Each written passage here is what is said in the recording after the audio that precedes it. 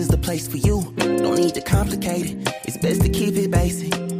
Open the book, the word itself approved. He's Alpha and Omega, the answer since the early ages. What you should do is learn about the greatest. Just so you know, our door is always open. Let's study together instead of debating. Share our differences. Let love heal all that's broken.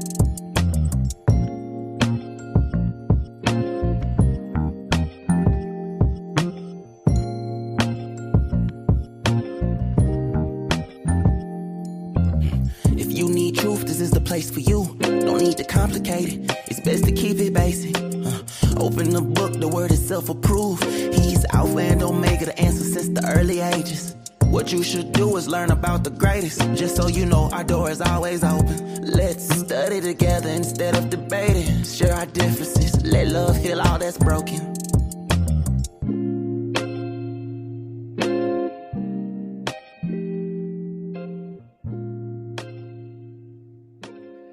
And shalom to everyone. We're so glad to have you here today. This is yours truly, Apostle V.W. Jones Sr., right here on the broadcast of the Proceeding Word. We're hoping and praying that you all are having a wonderful day, doing great things, and watching Yahweh move in ways that only He can in your lives.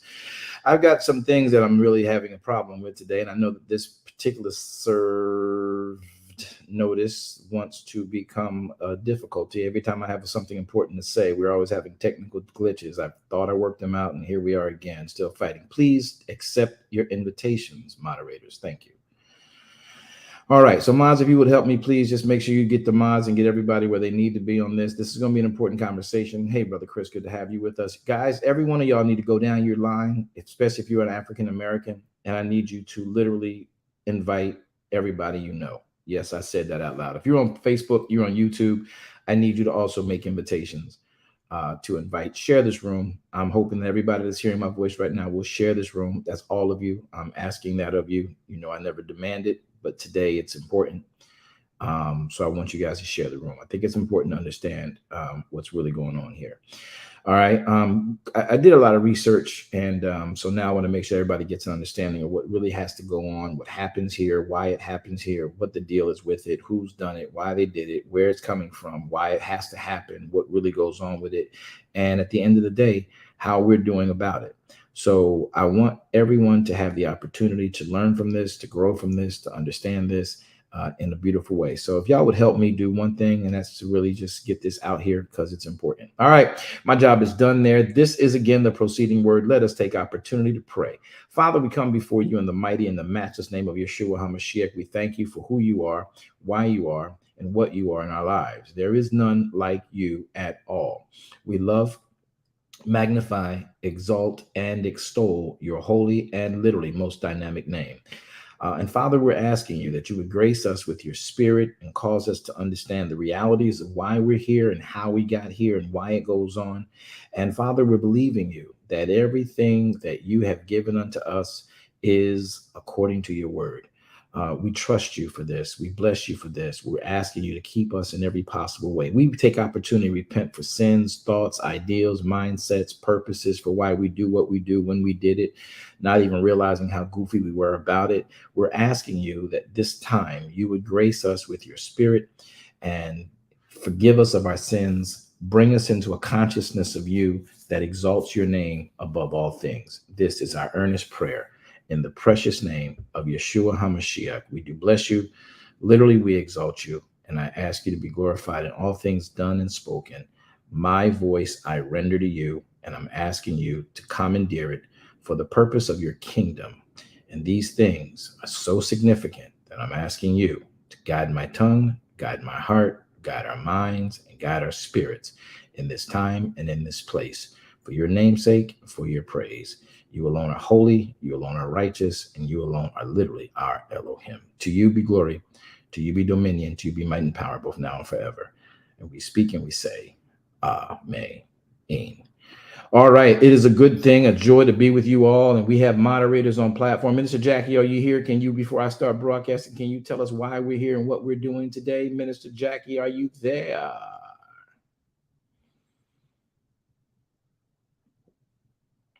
All right. So we will come back to that a little bit later on. Let us take the opportunity right now to get into the broadcast of the Proceeding Word.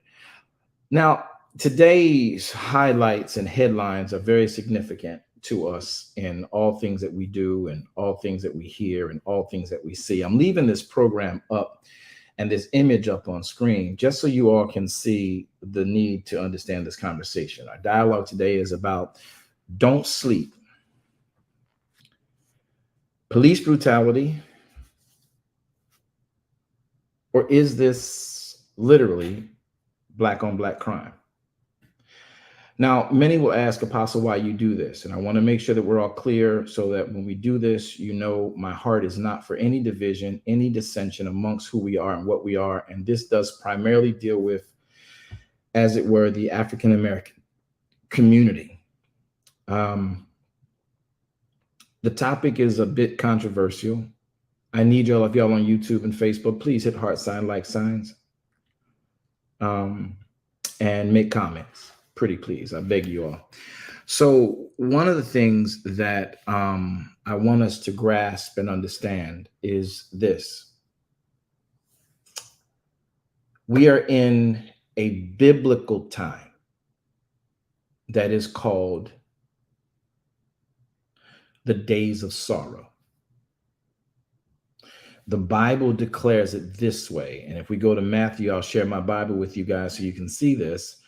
And the subject I'm going to talk about is designed to help us as believers and kingdom believers. Some of y'all call yourselves Christians. We call ourselves Christians. But it is about helping us to understand what, in fact, the word of Elohim is saying about how we should operate in the earth and how not to be, if at all, overtaken by the types of things happening in our modern day. So I want to put you in a mindset today of going with me to the book of Matthew's, chapter number 23, and beginning to understand this piece here. Actually, I'll go to chapter 24. In verse number 4 or verse 3. And he sat upon the Mount of Olives, and the disciples came unto him privately, asking, tell us when these things shall be, and what shall be the sign of your coming, and at the end of the world. Yeshua answered them and said, take heed that no man deceive you, for many shall come in my name, saying that I am Messiah, and shall deceive many, and you shall hear of wars and rumors of wars. We're seeing that today. See that you are not troubled. So y'all stop being troubled because of the wars. For all these things must come to pass, but the end is not yet. For nation shall rise against nation, kingdom against kingdom. There shall be famines, there shall be pestilences, and with all due respect for those who suffered an earthquake just recently, there will be earthquakes in different kinds of places. I want y'all to understand that the Bible was the news before the news ever became the news. All of these are the beginnings of sorrows. Then they shall begin to deliver you to be afflicted and shall kill you. And you shall be hated of all nations for my name's sake. And then many shall be offended and be betrayed. Many shall be offended, verse 10 rather, and then shall many be offended. You clearly know that everybody's offended by this, that, or the other. We have different types of offenses. We have considered bigotries. We got misogynistic people. We got Me Too movements. We got anti-Semitic movements. We have anti-gay movements. We have anti-Black movements. We got all these different movements because people are offended. The Bible is real. And people shall hate one another. It's very true. People shall betray one another. You see it happening every day. Verse 11 goes on to read, and we're in Matthew 24:11. I want y'all to really pay attention to this. Many false prophets are going to rise up and shall deceive many. Clearly, y'all see that. I don't know how many false prophets have been busted with trying to prophesy to people and stuff not coming. Anyway, moving on.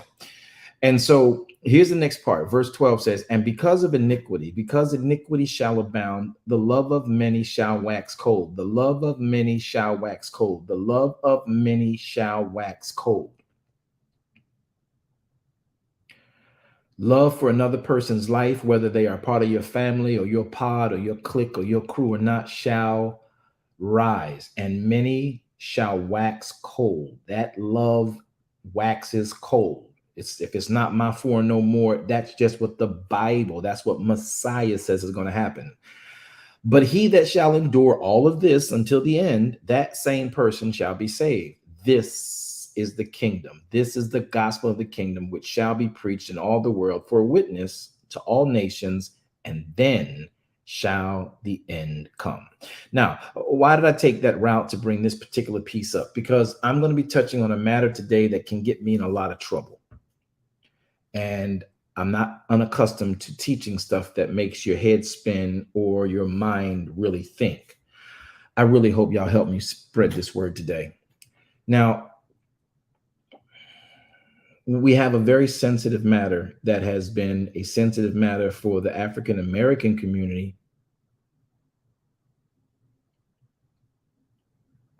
since slavery. I'll just start with the American history. I won't even deal with the UK. I won't deal with Australia. I won't deal with the Africa itself, the continent, and all the countries that deal with slavery. I won't even deal with the slavery that is biblically understood by indentured servitude. But in America, we had slavery, and in the Caribbean, we had slavery on steroids. You had plantation owners who were very brutal, and everybody has experienced some form of slavery. There are residuals and there is residue from any type of captive culture. Today, there is a matter that has come to mind. Now, y'all know that I will talk about these things when the time comes, but I wanted to wait until the president had his State of the Union address. And I prolonged this particular broadcast for over, I think, 2 weeks, 2 weeks. And the storyline will be about Tyree Nichols and the officers associated to the unfortunate, unnecessary, horrible expiration of his life. I say to you, because of what I'm hearing as narratives in our culture, that there is and are multiple agendas at play here that you need to be aware of. One, primarily and abundantly above all, is the fact that Messiah prophesied this type of element will exist.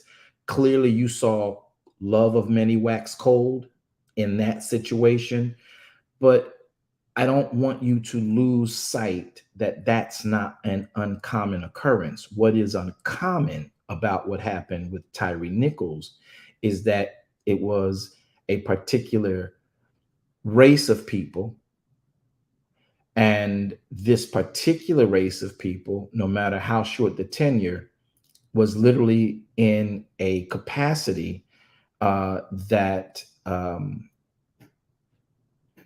gave them a different set of authority. Now, what am I talking about? Don't sleep. My question is, because of how the media put this out, and I want to give the greatest amount of respect to the police chief. I will not name names. And if I do, I'm trying not to name names because I don't want to find myself in any kind of a legal matter. But I'm not afraid to name names. But I want you to understand the issue and the spirit behind the events are more important than the names in the event. Though the names in the event are to be honored, they are to be remembered as a society, but for teaching mechanisms, you know the event, you go research it. I want to give you the spirit behind it. We do not wrestle against flesh and blood. We wrestle against principality and power and ruler of darkness of this world and spiritual wickedness in high places. I am not making this some kind of a spiritual thing, but I am going to make it a narrative that is propagated by an evil element that wants and has the ability to change our thinking about what actually happened. Now, if you'll give me the time, I promise to make this worth your time.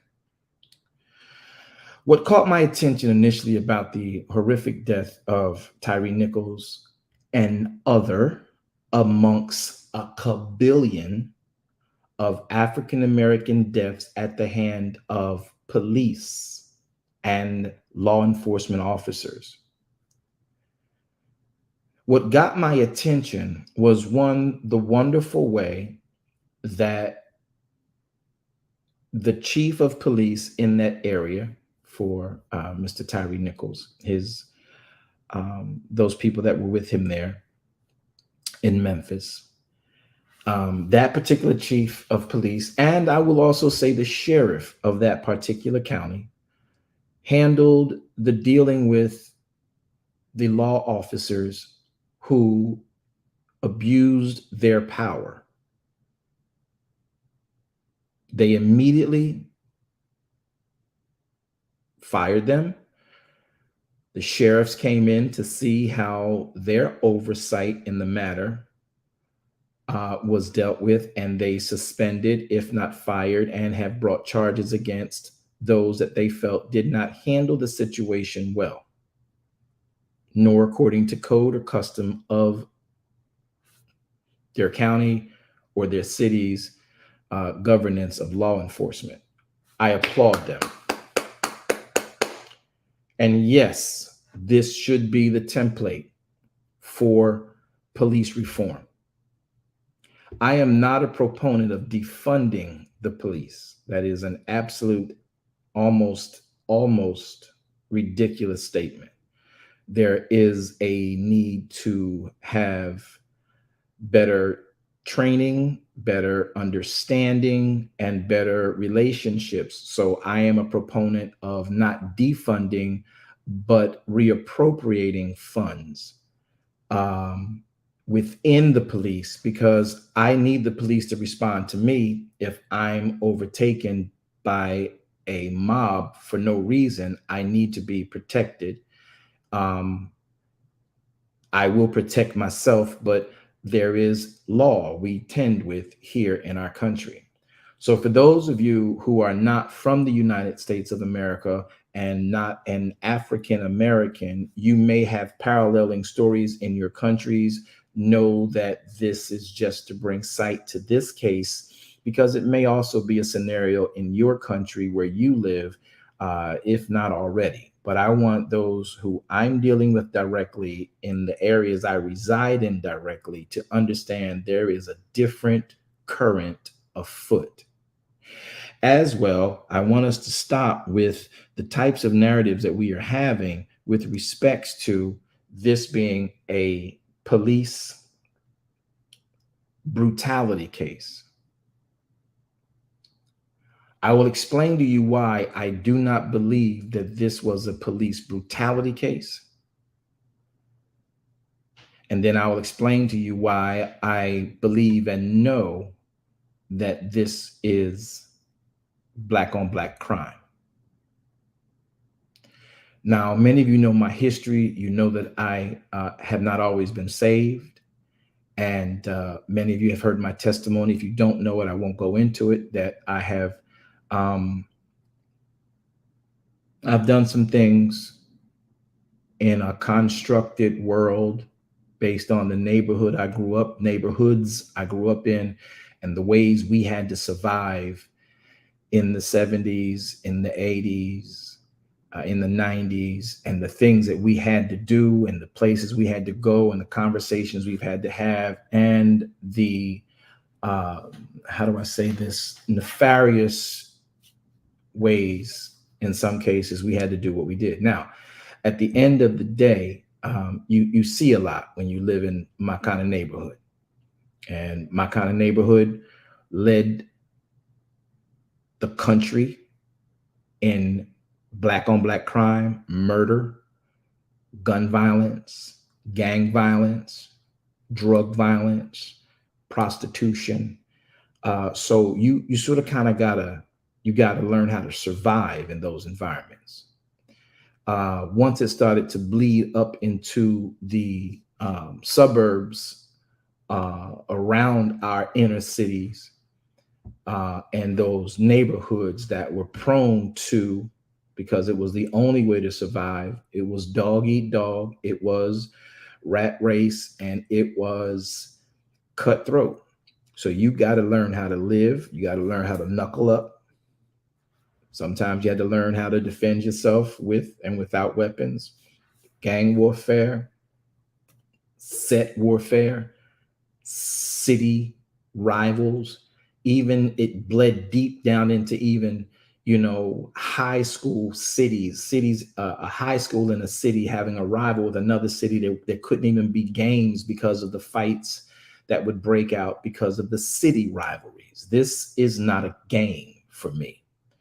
But for many people who now have felt, because of social media, you've got insight into the neighborhoods and how things go down in Crooklyn, in Chirac, in Philly, in Camden, in Compton, Bumpton, whatever you want to call it, because you now see it on TV and you see it glorified in rap videos that you might feel now you know about that life. You don't. Now, those who know what I just said will back that. Seeing it is different than living it. And I don't mean taking a weekend or a neighborhood, go down and visit your cousin for a couple of days, during spring break and feel like you've experienced that life. If you're not waking up to that every day and you're not dealing with that, you will not understand what I'm going to say and probably take offense to the way I'm going to say it. But I want to make sure you understand this. What we saw in Tyre Nichols' case, and I have to be very careful how I say this. I want y'all to understand there is no way in the world any people who live what I've lived will ever tell you that was police brutality.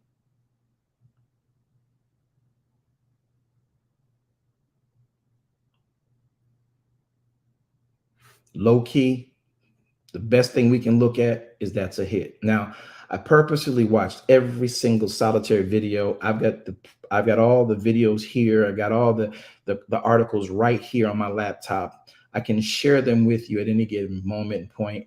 I have studied through this. I have looked through this. I have walked through this. And this is just for Tyre Nichols. I've also done this for other issues like George Floyd, Tawana, down here in Sanford when we had this George clown named George Zimmerman, and I call him a clown, George Zimmerman, and what was done in that case. Though it's not policing, it was policing. But I don't want y'all to get caught up in what the media has done, and I really want you to pay attention to this, because if you don't bring it out, people won't pay attention to it. I love what the Memphis, that particular police department did. Moderators. I love what that police department did. I love how that chief.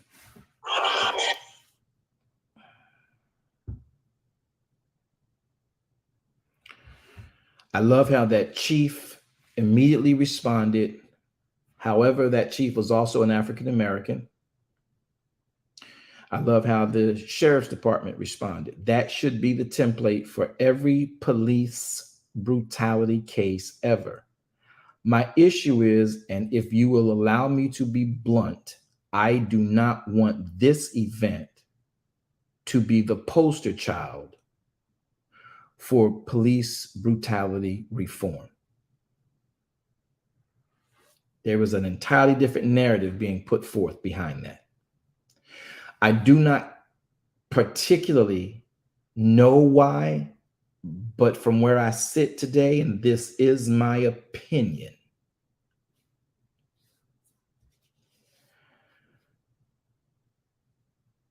as a manager and one who has to set atmosphere for an event to happen, I completely get the schematic and the strategy to not allow or to give other cities, based on our history in America, giving other cities, counties, and states the heads up that our police did something that could spark riots again against the police. And I want to tell y'all this, the police are not bad. People on the police, people in the police, just like anywhere else, are just rotten apples. And they have mindsets and they use certain tools to their advantage based on their prejudices, their preferences. And all police, all law enforcement officers, because I have many of them in my family, are not bad men. They are not bad women, and they are not bad actors. However, the way that this was rolled out to us added, I believe, undue hype, which I'm glad did what it was aimed to do. But when the media, BBC, CNN, the AP, whatever the networks are, the way that they hyped it up, that this was going to be a very egregious view, it was smart to let the other LEOs across the nation know the potential is there. I applaud that. But where the media took it further, and then politicians jumped on a bandwagon, is that this group of brown-skinned men in blue officer uniforms are the scourge of the police departments. And because of this action, we now agree it's finally time to have police reform. And now these five will be the poster child for police reform and its mandate. I don't want that narrative. I don't want this to be the poster child when we got so many damnable more that came way before this group did. Now, when I look at everything that went on in this particular scenario, because of the life I lived before I got saved, I know what it means to pay people off. I know what it means to have favor on the inside. I know what it means to, I got to hook up. If y'all know what I'm talking about, y'all know what I mean when I say I got to hook up. Y'all know what the hookup mean? Okay, all right. This is not an uncommon imagery in the neighborhoods I came from. That's not an uncommon imagery. I watched police in my neighborhoods beat my stepfather, my mother's husband, who was my father. I have a biological father, and I have my mother's husband, who is my father and my sibling's father, and he is my father, and he raised me. And I watched them pull him out of car and beat him in front of us as children mercilessly. And it happened twice a month at least on the street I lived in the neighborhood I lived in, and the surrounding neighborhoods we was a part of. Now, I am not trying to bring any type of anger or animosity to this subject matter. What I'm trying to do is make sure we do not allow ourselves to begin to believe hype that these five men are the scourge of the department. I am not defending not near one of them. They deserve whatever the law brings to them. But I don't want us to focus so much on those, because there was black men in blue uniforms and we forget about others, white, Latino, whatever, in blue uniforms, who did equally, if not more, to promote police reform way prior to now. It just seemed weird to me. We had an all black cast. We have a black victim. We got black extra supporters. And then we got everyone else. This is just a black issue. So it seems like now we want to say this is need for police reform because we have black people in police uniforms doing this. I mean this from my very soul. And I don't mean any animosity towards anybody, but I am never afraid of a black officer stopping me, pulling me over. Never will I fear that. I really don't fear an officer not of my color stopping me because I know some people. I've learned some things. But I'm never afraid of black officers or color melanated officers pulling me over. I really don't go through all the extra motions that I promote all my young African-American men and women to do when they're pulled over at a stop. You place your hands on the steering wheel, you cut the lights on in your car, you wind down your windows if you have tinted windows, and you give the officers access to see what's in your vehicle so that they don't feel in any way unsafe, though they have the gun. Now, granted, some of us are licensed. I am an NRA, so I get all that. But you give no reason to say, I'm going to rebel against any of your lawful reasons for stopping me. You put your hands on the dash, you turn your window, you put your windows down, turn your lights on in the cabin of your car, and you let them have access. And when they approach you, you speak to them articulately. They may be a butthead. They may be wrong in what they saw. You let that ticket go. You deal with that ticket in court. You live to see another day. You ain't got to pop off because you sick of what you see in the media, and it is what it is. It happens. We do have ways to get certain things done. But when we are stopped, I teach, you put your hands on the wheel, you let them see your hands, you make no crazy movements, you lift up your windows, you give them access so they feel no reason to be guarded and put their hands on their guns. And I have no fear of a melanated man stopping me. Neither would Tyree Nichols. So as a police officer, Tyree Nichols, if you really pay attention to the storyline, not just what's being pushed out, there are some other things that go into the case study here that I've searched and researched and I will not put on screen. I've been advised by counsel not to do it to keep the platform from being blocked and us coming under undue scrutiny. But let me share my opinion logistically and literally about this. I never will fear being stopped by a melanated officer. Never.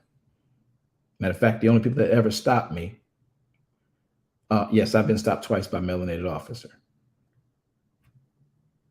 because I was in a neighborhood. I'm a pastor. I'm dealing with some dope boys, trying to keep them off the streets.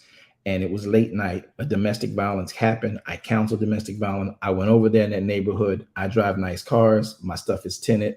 So they stopped me on profiling. Called them on it. Talked with AI the next day at the sheriff's department and at the police department. And they dealt with the matter. I got apologies and I was dealt like humanly. See, there's a way to do things. However, when I'm stopped by other officers, it always wants to escalate. And sometimes the thug in me, the fighter in me, and I can fight, want to let you know if that badge wasn't on you, I promise you, I'd put this hands on you. I'd take the badge off and meet me just a half a mile up the block from this scene right here. And let's talk about this. That's Apostle Jones, y'all. I'm sorry. I can't let that never dies in me. But I understand that there is a time for everything. And there's a way that we as believers have to demonstrate ourselves. So I'm never afraid of a melanated man stopping me. Now, let me get to the reason why I find this necessary for you to know. And I'm going to give you the abridged version, not the whole version. Tyree Nichols wasn't stopped by the police. Tyree Nichols was stopped by a rival in a police uniform with police friends who happened to be a part of a elite, or they deem themselves elite, or a separate unit with specific functions in vice and or in neighborhood gang work or whatever they do. Now, this brotherhood is real. Now, these men have been, most of them, there only on the force for about 2 years, maybe 3. Some longer, it all varies. But the primary element here is that most of them have been there less than, let's just say, less than 5 years. So this group, this selected, unique, specialized group, have a brotherhood. They got a bond. So when one feeling pain, the other feeling pain, if the other needs something done, they just cover each other's back. That's what you do even in a gang. Now, quite frankly, we have left ourselves to a place where our LEOs, in some cases, because they have this shield of blue, they've got unions, they've got attorneys that protect them and guide them, because they're literally supposed to be guiding and protecting our rights and civil rights within our society. And they may have to use force, and then they can justify the use of their force. When you listen to the story, the amount of times I listened, watched, looked at movements, paid attention to what's being said, looked at everything, the men that stopped him were not stopping him for a police stop. Now, let me give you some facts about the case. And many of y'all have read it, seen it, and talked about it. But when Tyree Nichols was stopped, he was stopped in his car. He then asked what he had done.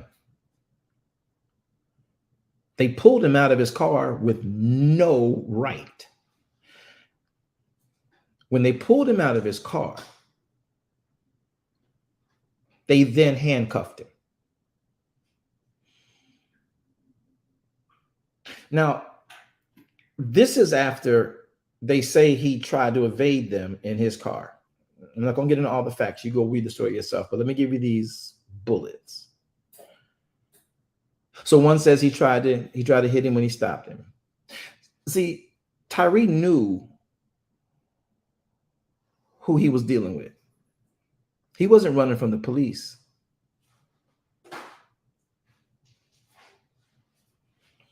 He was running from his lover's ex-boyfriend. See, that's a hit. That's what we call a hit where I come from.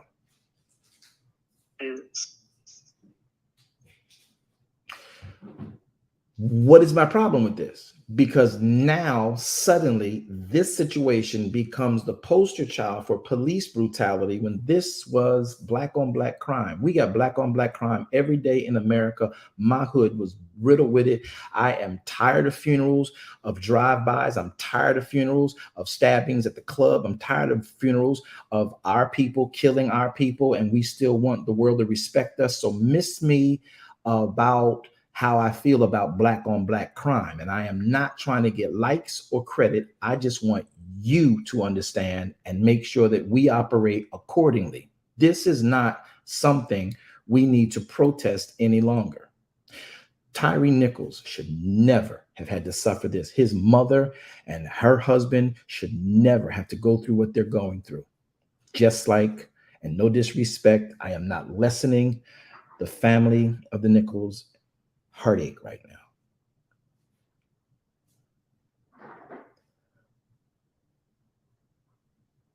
But if you Google, like I do, the amount of African Americans killed by police, just Google it.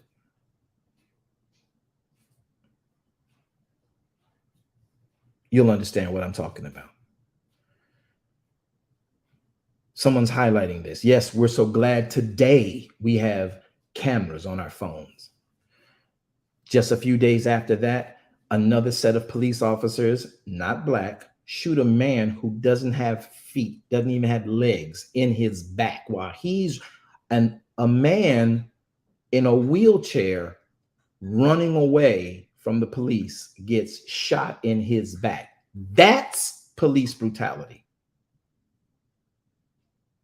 This right here, Mr. Nichols should not have had to deal with this because somebody is upset that he is no longer with who he is with.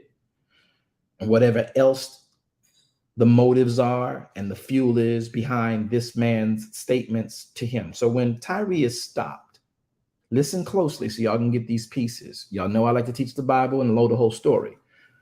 Look at the facts. He gets stopped. They pull him out of his car. They handcuffed him. Listen. The man is asking, what did I do? What did I do? He bends down over and says, I'm going to baton the F out of you. That means I'm going to take my baton out, which is now a very unique, beautiful little instrument. Even I have one where it can sit right on your waist, keep it in your car. Ladies, you all should have one in your purse. It's just like you put those little mace and tear spray, pepper spray in your pocket. It can be the same size as your palm. You flip it out and it's an iron rod, telescope together, and it can give you distance of up to a foot, maybe 2 feet. So you can strike at someone and give them a pause before they try to take you over. I think everyone should have one. So these batons that the police have now are different. So they can rack, they can go, and they are just metal hits. Back in our day, when I got my beating, my dad and my uncles, they got their beatings by the police officers. They used billy clubs of wood, and then they had metal or lead in the middle of that so that when they hit you, I don't know if you ever played baseball or seen baseball games or been to a baseball park, little league, farm league, college, pro, whatever. When you've seen what they call an aluminum bat, and when a bat hits a high-pitched ball, if you play cricket, you hear the same thing. When the ball is bowled towards a cricket player and he uses that bat to hit that ball, and in baseball, American baseball, when you wound up and you hit that ball with that bat, you hear this clunk. And it's such a unique sound that when you hear it, you associate it to a ball and a bat, and then the ball flies hundreds and hundreds of feet away. When you hear that because someone hit a skull or a kneecap or a hip, see, these strikes are unique. So you're trying to break bone to stop them. And you can do that with just the proper swing, and bruise and damage, contuses everything around it. And when someone is beaten and battered with a baton, you have ruptures, you have lacerations, you have torn issues internal, you're bleeding. You don't even know what's being damaged. But most people trained with the batons, they know what they're damaging.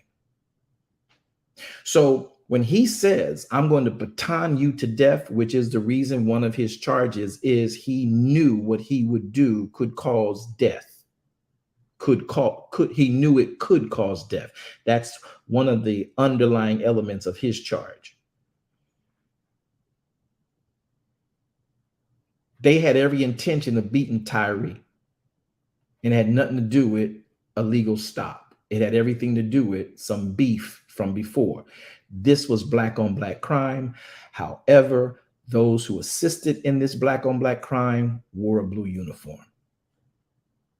This is why I want us to wake up. Because the narrative that's being taught is that this should be the poster child for police reform. Now, I am not saying that this is not a great opportunity. It's a window we need to jump through. We do need to jump through this window, and fine, if that's what it's going to be to do it. What I do not like, and I will be very, very vehemently emphatic about this, is now that it's 5 black men doing it.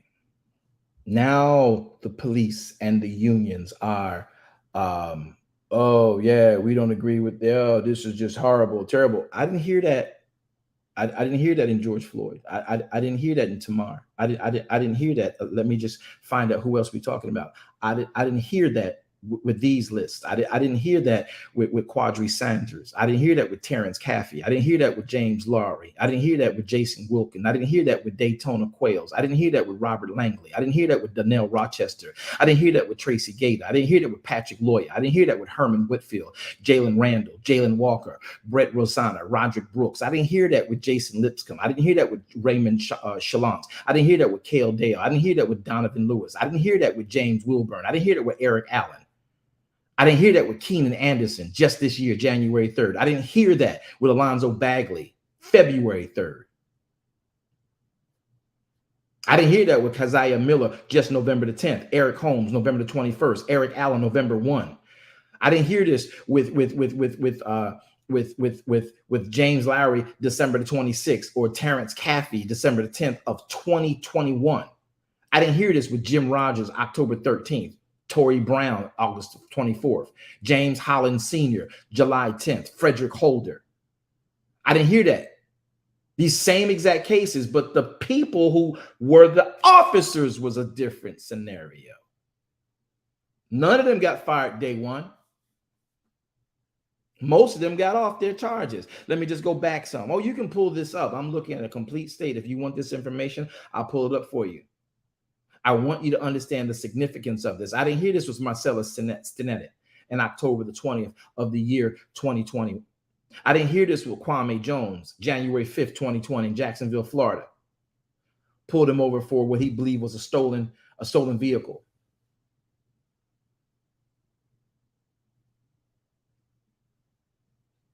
This is so deep that after they got pulled over and got afraid and they ran, the police officers shot everybody in the car. I didn't hear this then. Y'all don't want to talk to me. Okay. I didn't hear it in 2020, February 1, when Leonard Parker Jr., during a birthday party, attempted to defuse an argument between a man and his girlfriend, causing a brief fight between the two men.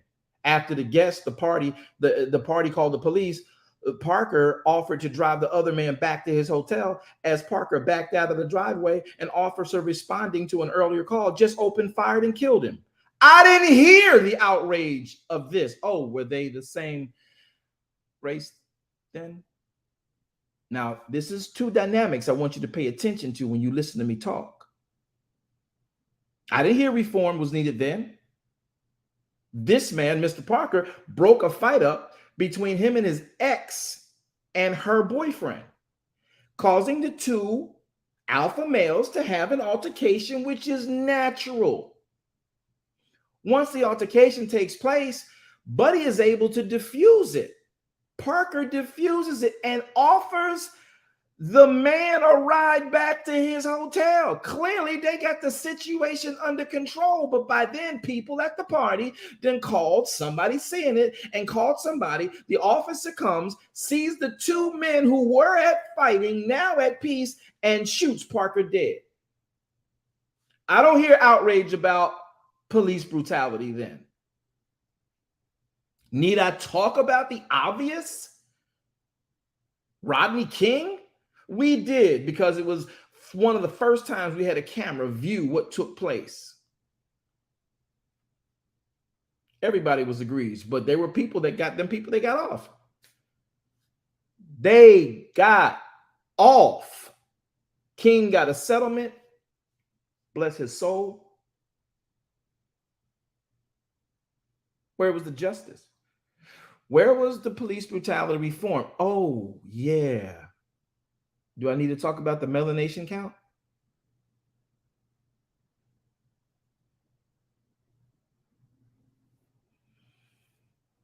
We don't want to talk about William Howard Green, January 27, 2022. Officer Michael Owen Jr. handcuffed Green after a car accident. Put him in the passenger seat of his vehicle. As the back seat did not have a divider, at some point, Owen got into the front seat. Investigators were originally told that the officers believed Green was under the influence of PCP and there was a struggle. Now, in this case, Owens was charged with manslaughter. Cool. We don't talk about police reform.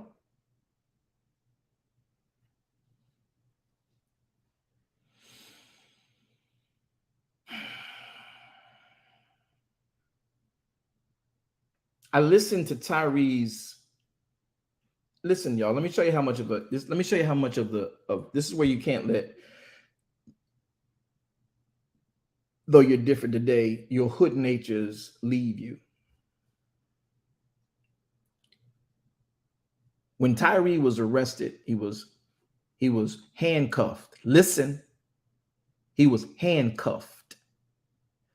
Would you say he was subdued? I'm gonna keep it 100. He's subdued. He is handcuffed. Listen, when other officers arrived, we don't have white officers arriving. We have the Scorpion unit arriving. So when these other black officers arrive, he sees the one who is probably the responsible party for this stop. Whether he was being harassed by the police because of this guy, he knew who that guy was. Listen to the story. Go back and research it. The man is handcuffed. Guess what he does when he sees that guy? He now knows they about to mess me up. He runs to his mom's house on feet, not in a car. He runs to his mom's house. Why do you think he's running to his mom's house? He runs to his mom's house because if he gets to his mom's house, they will identify that this joker this is a gripe, this is a beef, this ain't an official cop stop. He's doing the best he can to get to his mother's house because that's one where he needs to be. And they would identify that this clown is a part of who he now dates, and whatever the issues and the beefs are, we don't have all that information, but this is not an official police stop. Now, the officers listen to this. This is what you got to understand about what we know about, and particularly Memphis is like some other major cities, man. Memphis ain't no joke. Memphis got just about every gang in there and every drug lord there as well. So it ain't nothing to have, a brother who's a part of the family on the hookup and look the other way. Hey, I got these people coming through. Can you sort of kind of make a distraction so they can go and be unseen?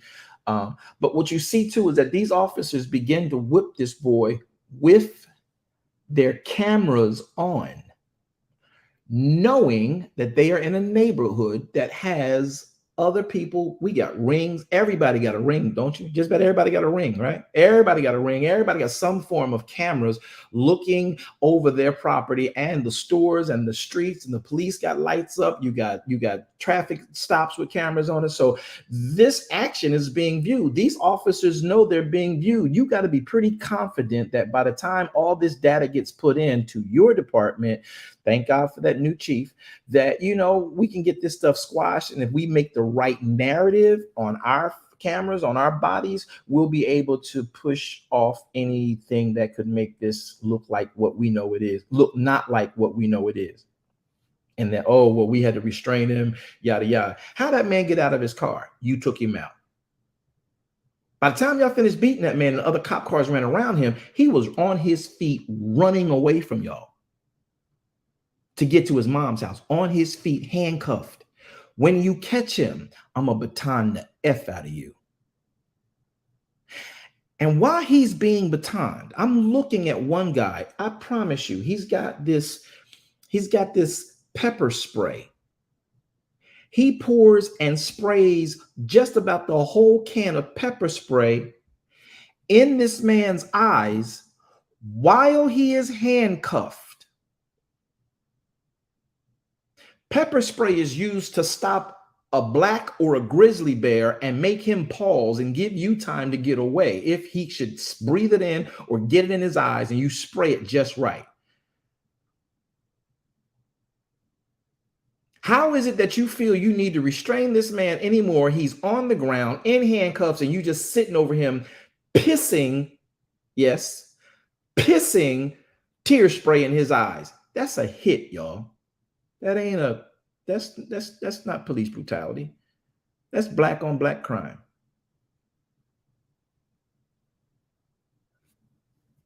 while you're being batoned. Pepper spray, you take a shot, I'm in tears. All right, I'm done. My hands is up. You are pouring on a handcuffed man, not high. His toxicity levels are not even close to what we would think. And anything that would make him be outside of his character, he is running for his life. And you personally, whoever those, I'm say you, the assailants, because that's what they are. They're not LEOs to me. These are assailants. These aren't LEOs. They're using, their outfit is LEO, but these are assailants. This is black on black crime.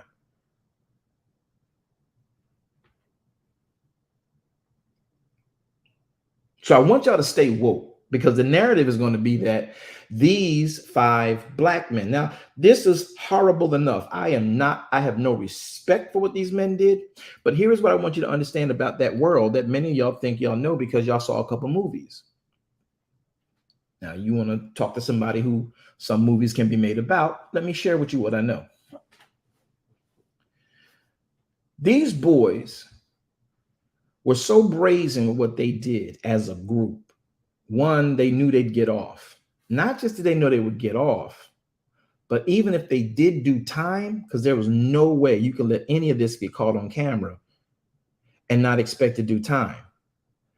So whoever it was that allowed and sanctioned this, I believe that the girl was, the woman, the ex was one of the motivating factors, but I believe there was something more, because this man ran from the police in handcuffs, not his car, y'all. Think about it. When you run from the police in handcuffs, trying to get to your mama's house, you are hoping you can put yourself in a place where somebody identifies what's really going on.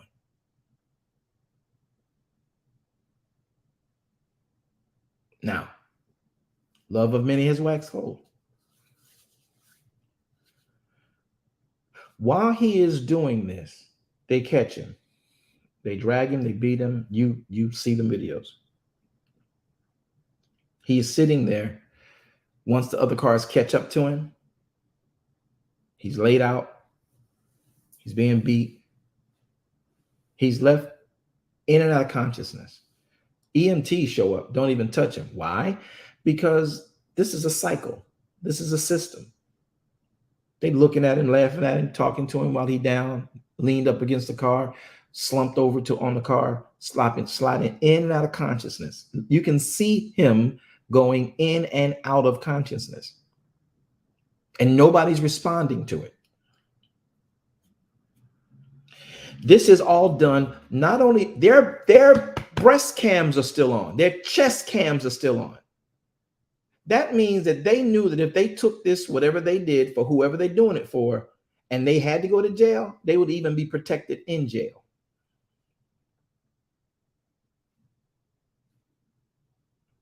I'm telling you what I know to be normal in nefarious scenarios. Go to jail, no problem. We good. Because then we working for it, then we doing this for. They got us and we paid. Through a couple of years, I got police, we still got the lawyers and everything, and whoever got me in here got lawyers. They're going to take care of it as well. There's a chance I could be killed, but if we've been doing what we've been doing for the last 2 years for whoever we're doing it for, because I find it really ironic that they just got on the force, all of them, 2 years ago. See, if you know, like I know, you come from where I come from, and I hate to say that like I'm bragging. I'm not. It's not a braggadocious. I'm not happy, but I can't unknow what I know. You think they went on that force for career?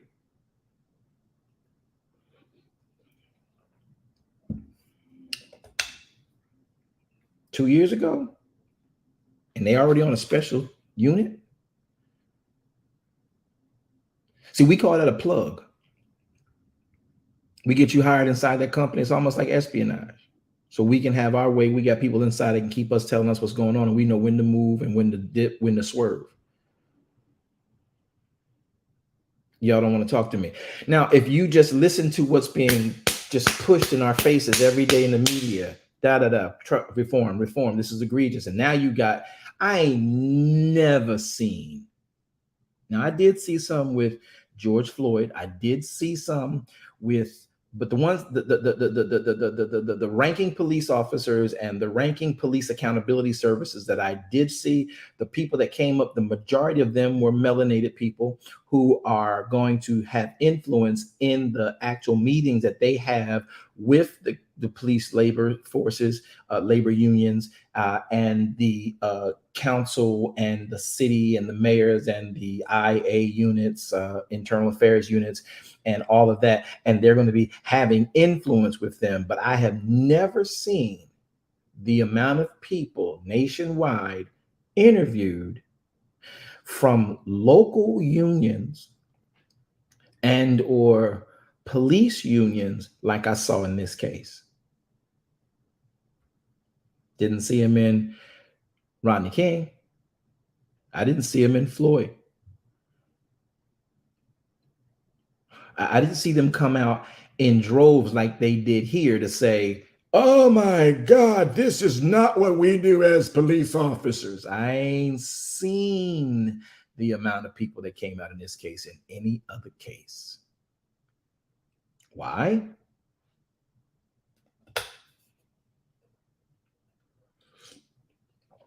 We now have a story that we can say, this is why we need to educate our police officers now, because we just can't give any. Oh, I want to say something so bad.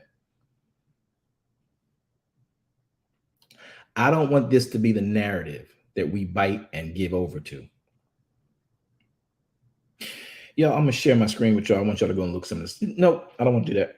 I don't want to do that to y'all. I don't want to put y'all through the headache I went through for the last couple of weeks researching these cases out.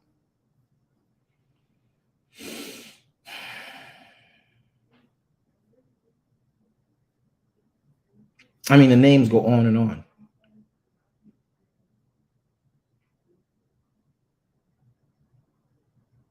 Even some of the crimes, the guys did a crime. They might have stole a car. They may have tried to rob somebody, but then they were disarmed.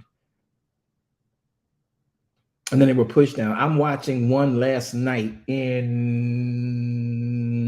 where was it at? Someone sent it to me. Matter of fact, I think it might have been someone sent it to me in Messenger. Euclid, a city called Euclid. And I'm watching the guy with his girlfriend. The cops are on top of him. 5 Caucasian police officers, 5 non-melanated officers. Literally, I'm looking at the video. I do not want to show it to y'all because that's how mad I got. Beating his head into the ground. The man is sitting, the officer has got to be my size. So he's like 225. He's stocky. You can tell he's military oriented. And he's sitting on the guy's back, trying to get the guy's arms behind him. So he takes his shoulders and controls while he has his butt on the, he is sitting on the man's back near his butt to control his movements. The other officers have his leg. The guy won't give his arms. His girl is screaming, babe, just look at me, focus on me. But as a man, you ain't just gonna punk me like this. Forget in front of my girl, bruh, take that badge off. Look at me straight. If you're not gonna it's instinctive for any man to just not let you put me in cuffs, especially if I don't know why you're doing it. This officer took this man's shoulders and slammed his head and slammed his head and slammed his head into the ground. So Buddy was in the gym, so he can take a punch. So he ain't no knockout. He ain't no knockout princess. You ain't knocking him out. And the officers are realizing it ain't working. He's literally MMAing on this man's head. And if you know what MMA, that is multiple. Let me get into that. That's another wrestling form that's taken over, right? UC, USF, UWF, all this stuff. This whole wrestling federation, and he's doing all these maneuvers. He is literally gets on top of the guy, spins him over, straddles him on his chest. He's got his butt sitting on this man's sternum, and he is punching him in his face. All of this is on camera by somebody looking out the window. Cops coming, the other guy. Now, one officer sitting there, non-melanated brother, and this happened just a couple days ago. He's sitting there and he's trying to tap the guy, like, hey. Now the other 3 officers come. They don't even wait. They jump out their car. The man is completely, literally subdued. All they need to do is just use two hands. Fine. His testosterone's kicked in. He's young. He's wiry. Get his hands behind his back. Put the cuffs on. You want him to give him your hand. You want him to give you his hands. So you're going to pummel the guy into the ground. This is on film. They're not melanated. I'm looking for the case right now. I don't see nobody fired. Call officers came up. You heard the sirens come off. They skid out like they was the Dukes of Hazzards. They got out of the car, jumped over their hood, literally leaped over their hood, legs gapped out, and slid off the hood down to the boy. And instantly, everybody who came to the boy just began to punch on him. I don't hear no outrage. We don't know the condition of that boy yet.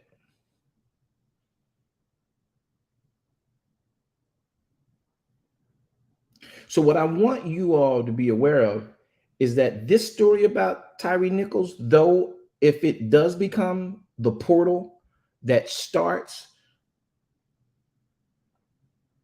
the police reform the way it needs to be, I'm for it.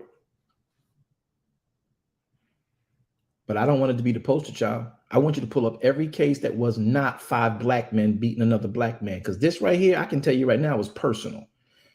Several DAs have said that. I said it from the first time I heard the story. I said they poured a whole can of mace in his face while he was handcuffed, and they batoned him, and the dude said, I'm a baton the F out you. What officer is going to say, I'm a baton the F out of you if it ain't something that's already driving him?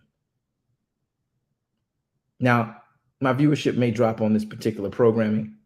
You may find that this is not necessary and you think that I'm off. I literally held back all of my videos and slides I wanted to show you guys.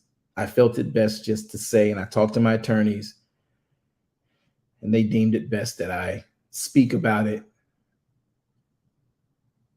because what I'm talking about, you can go vet yourself. But if I put it up, then they'll deem me on media platforms, and then I can't speak and do our ministries the way we do, because we'll be under some great scrutiny. I'm not afraid of that. That case with Mr. Tyree Nichols, that was a vendetta. That was black on black crime in police officers, in police uniforms. I don't want sob stories or drug out stories. I just want to share with you guys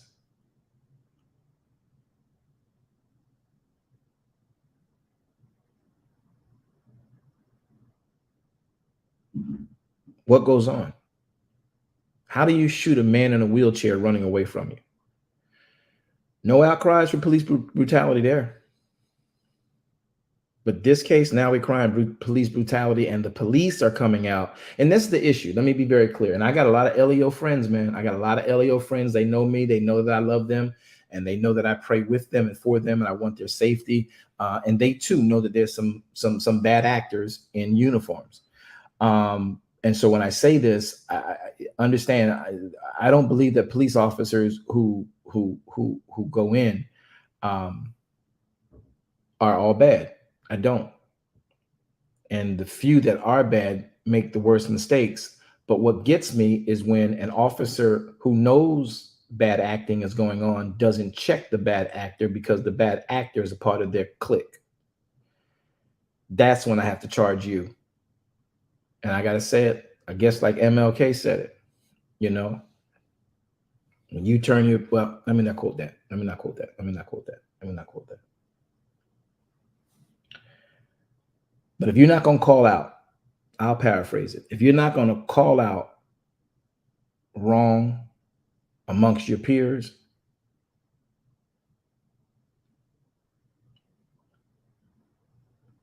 then you're just as wrong as they are.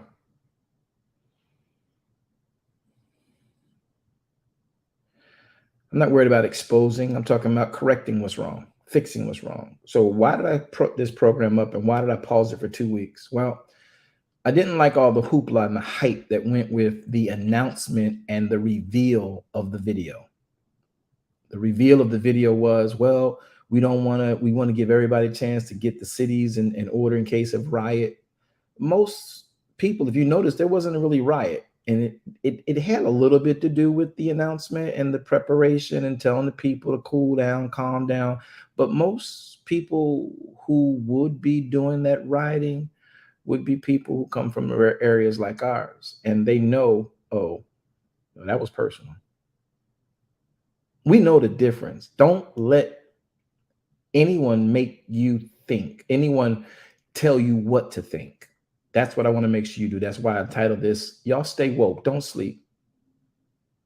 Don't let the narrative be pushed to you. Look at the information, drink it in, eat it down, but don't let them tell you what to think. This is not police brutality, though it technically is. What makes it police brutality is its motive. And what makes it black on black crime is also its motive. They just felt they could get away with it because they actually, for the last 2 years, have been in a blue uniform. I pray for and respect every law enforcement officer. I love you guys. I need you guys. And yes, we do need reform. We need a better civil relationship amongst the LEOs. There are a lot of problems. My disdain here is how the media, who has a great deal of influence with what we think, what we drink, what we eat, what we do, how we move, our fashion, and how we think. Don't let yourselves get sucked up into the machine and now find this. And there should be, and the problem is this type of outrage that I have would come off in mainstream as counterproductive to getting the reform needed done. My issue is, quite frankly, once you put this in writing, 30 years later, the story that will be concrete and gospel is 5 Black officers are the reason police reform took place.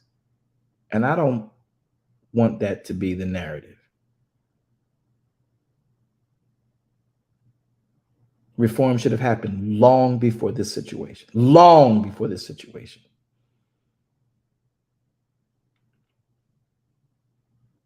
Well, this is my podcast. It is called The Proceeding Word. I took opportunity to explain and express a thought that I've had about this matter in this case. I wanted to wait until I heard how the President of the United States and the State of the Union looked at this, and the mother and the father of Tyree Nichols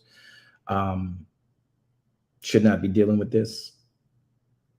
I also believe that the mothers and fathers of many others brutally, egregiously, unnecessarily, carelessly, inhumanely taken from us. They shouldn't have to go through what they've gone through either. That should have been long ago reason for police reform. I just really don't want this to be the poster child for it. Because this was black on black crime. Nobody will ever tell me differently. It's not just me being hard-headed.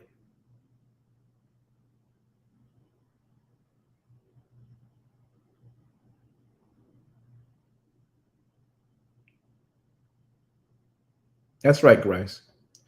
We're not talking about the Caucasian officers until later, and then you just heard more officers were suspended. Well, it didn't say their colors. You didn't say their names. You had to go search for that. These right here, though, you got blasted and plastered all over the nations and the places, and it's that they deserve to be, but so do many, many others. I am not being judgmental here. I just want us to understand that if we're going to start making different types of legislation, let's also encourage those who will be making this reform to incorporate the other cases that predicated reform. It started long before these five men. Long before. Long before. Incorporate them all. Fine. If this had to be the trigger, if this had to be the cotter pin, if this had to be the tipping, fine. But it better not be the poster child. Because what gets put in history books once the people in that era are dead paints the narrative moving forward.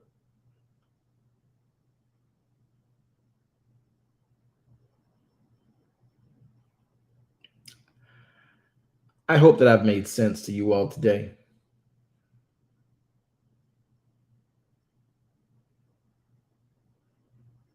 But it does still cause us as believers to learn how to move, walk, and talk in and around this subject matter. First thing is, everything don't require your protest. Certain things are prophecy. The love of many will wax cold. Clearly, them guys love wax cold. Now, they may have some, epiphanies in this time now that these things have to happen.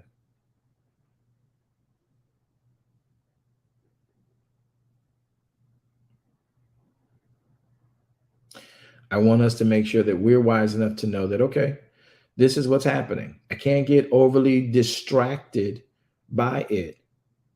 People are going to go through what they go through every day. What we need to make sure that we do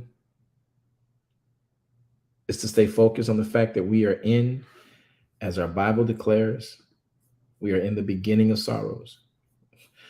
For the African American in America, we've been in the beginning of sorrows since the beginning. We're learning how to maneuver and manage. That's why the Bible says, he who endures to the end shall be saved. So there's a way to endure without getting trampled on. There's a way to endure without being disrespected, but you will have disrespect come your way. You will have people that will disregard who you are. I was sitting in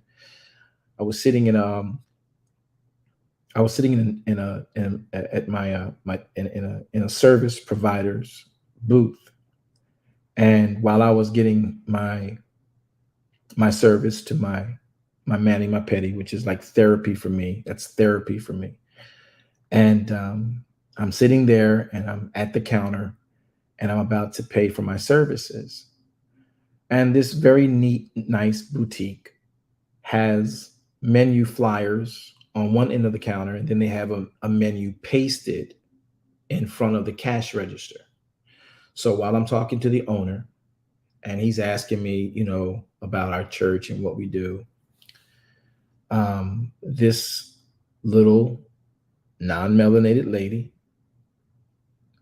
I guess because I was dressed in shorts, because you got to get to my legs and calves when you're doing that stuff. So I don't wear a lot of long pants when I go to get my mani pedi. You just don't, right? And I guess I'm looking like a thug. I'm looking like, I dress like where I'm from. I'm not ashamed of where I'm from. Just like I'm not ashamed of the gospel of Yeshua HaMashiach, for it is the power of Elohim unto salvation. I'm not ashamed of it. I'm also not ashamed of where I come from and my fashion sense. I like it. So I wear where I'm from. So I had on these shorts, apparently, and I guess I didn't look. I had a mask on, so maybe she couldn't see my gray beard.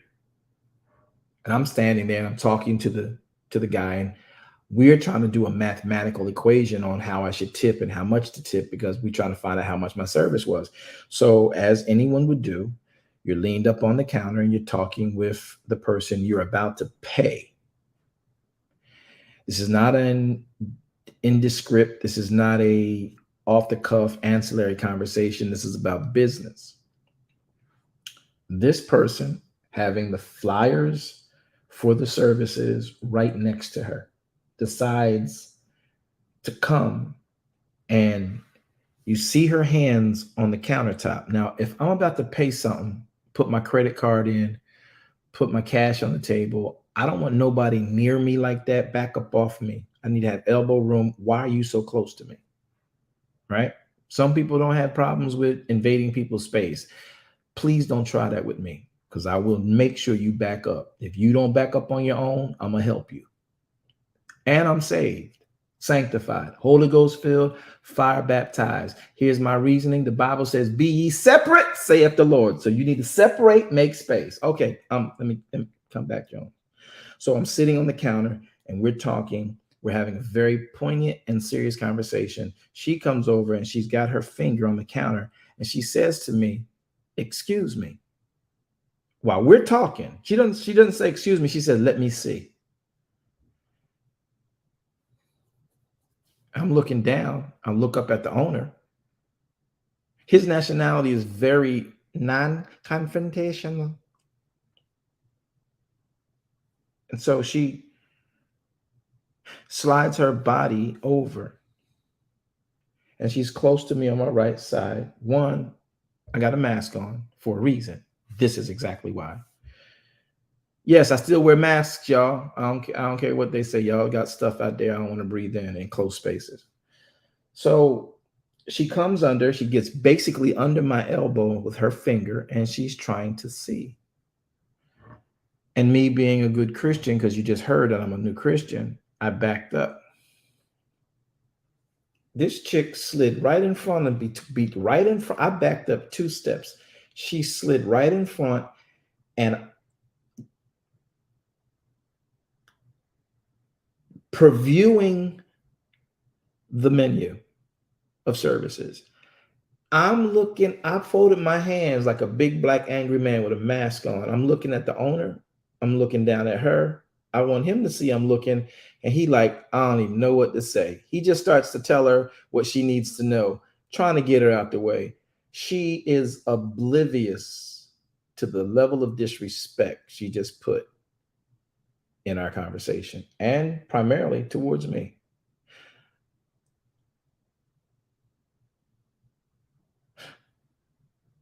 I looked at him. I've been doing business with him for a long time. I sort of kind of know his nature. You provide services for me. I pay for it. I determine whether I want to come back or not. And I look at her.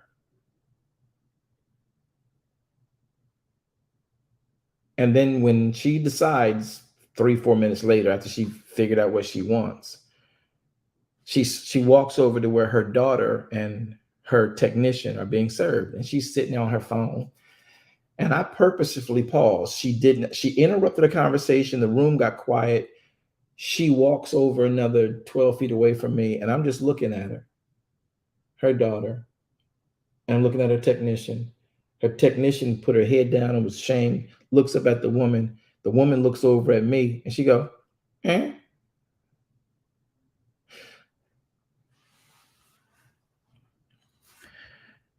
So a lot of people need to be glad I'm saved. That's all I'm gonna say.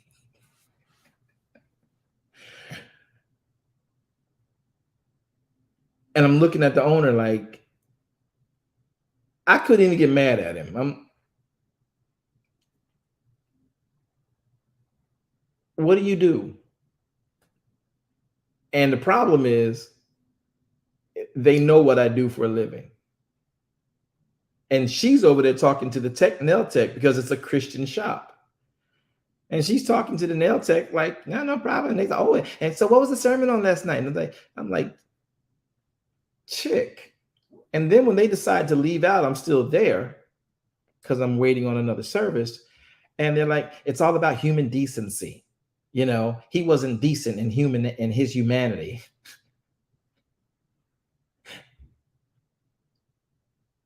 This is why the cops get called to places. I just refuse to have it happen to me. Does that make sense? I thought it was funny. Now I think about it, I was fire mad. I was singing my Canton Jones song.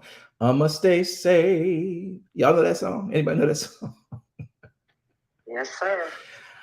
I'ma stay safe. That's it, Michelle Grice. She says, my tongue has been tamed, but my thoughts, woo.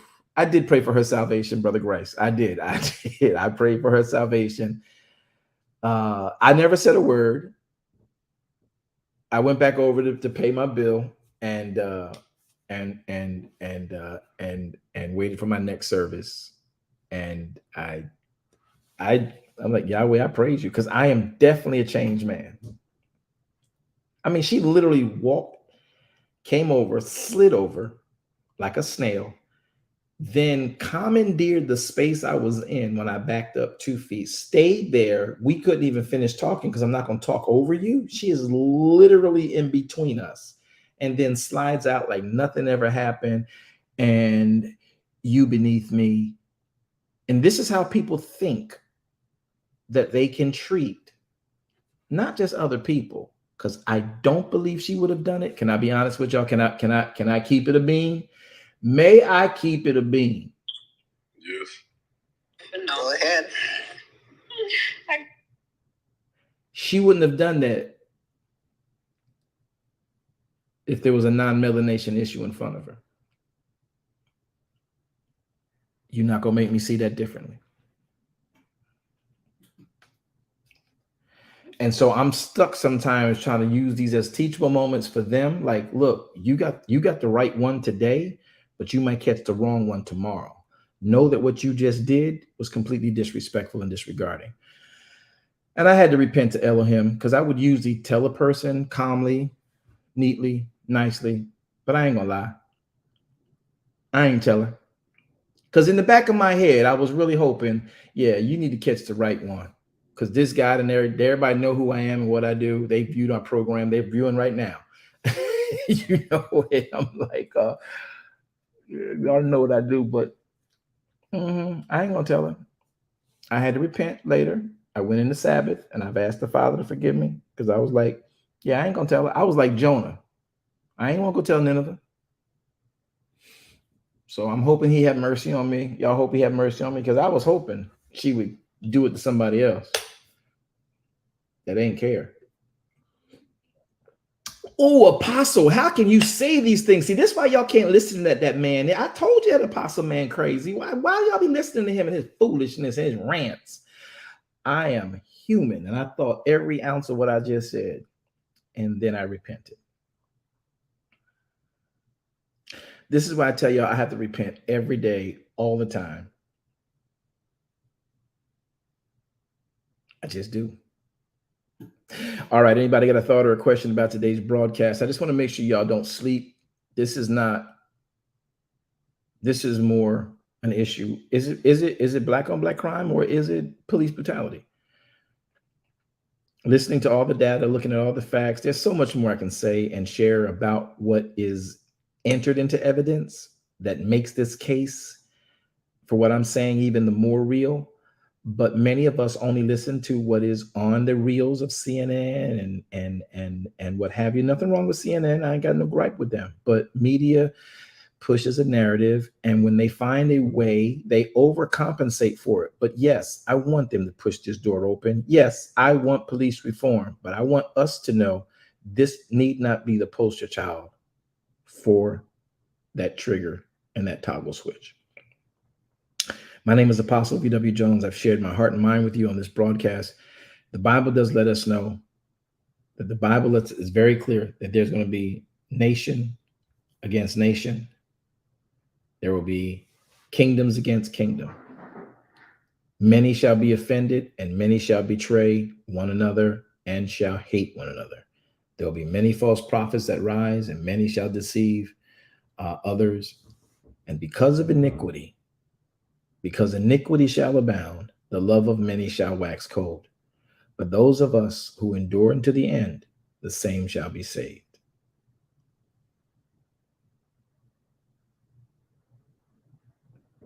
All of this is a part of the prophecies of what we know as the beginning of sorrows.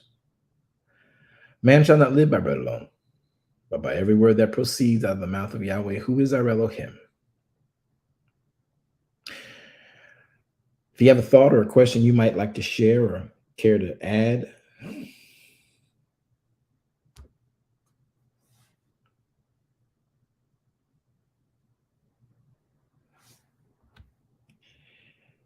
can you all hear me? Yes, sir. All Yes, right, we can. great. If you have a thought or care to share,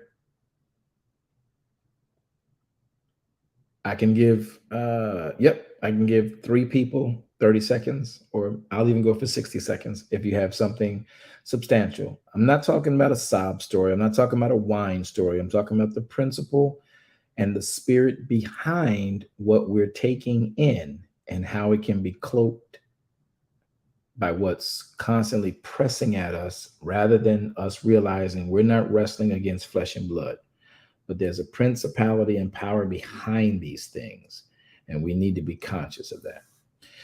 Anybody have a thought or a question? I give 3. Come off mic, say your name. We will put you in queue and let you go from there.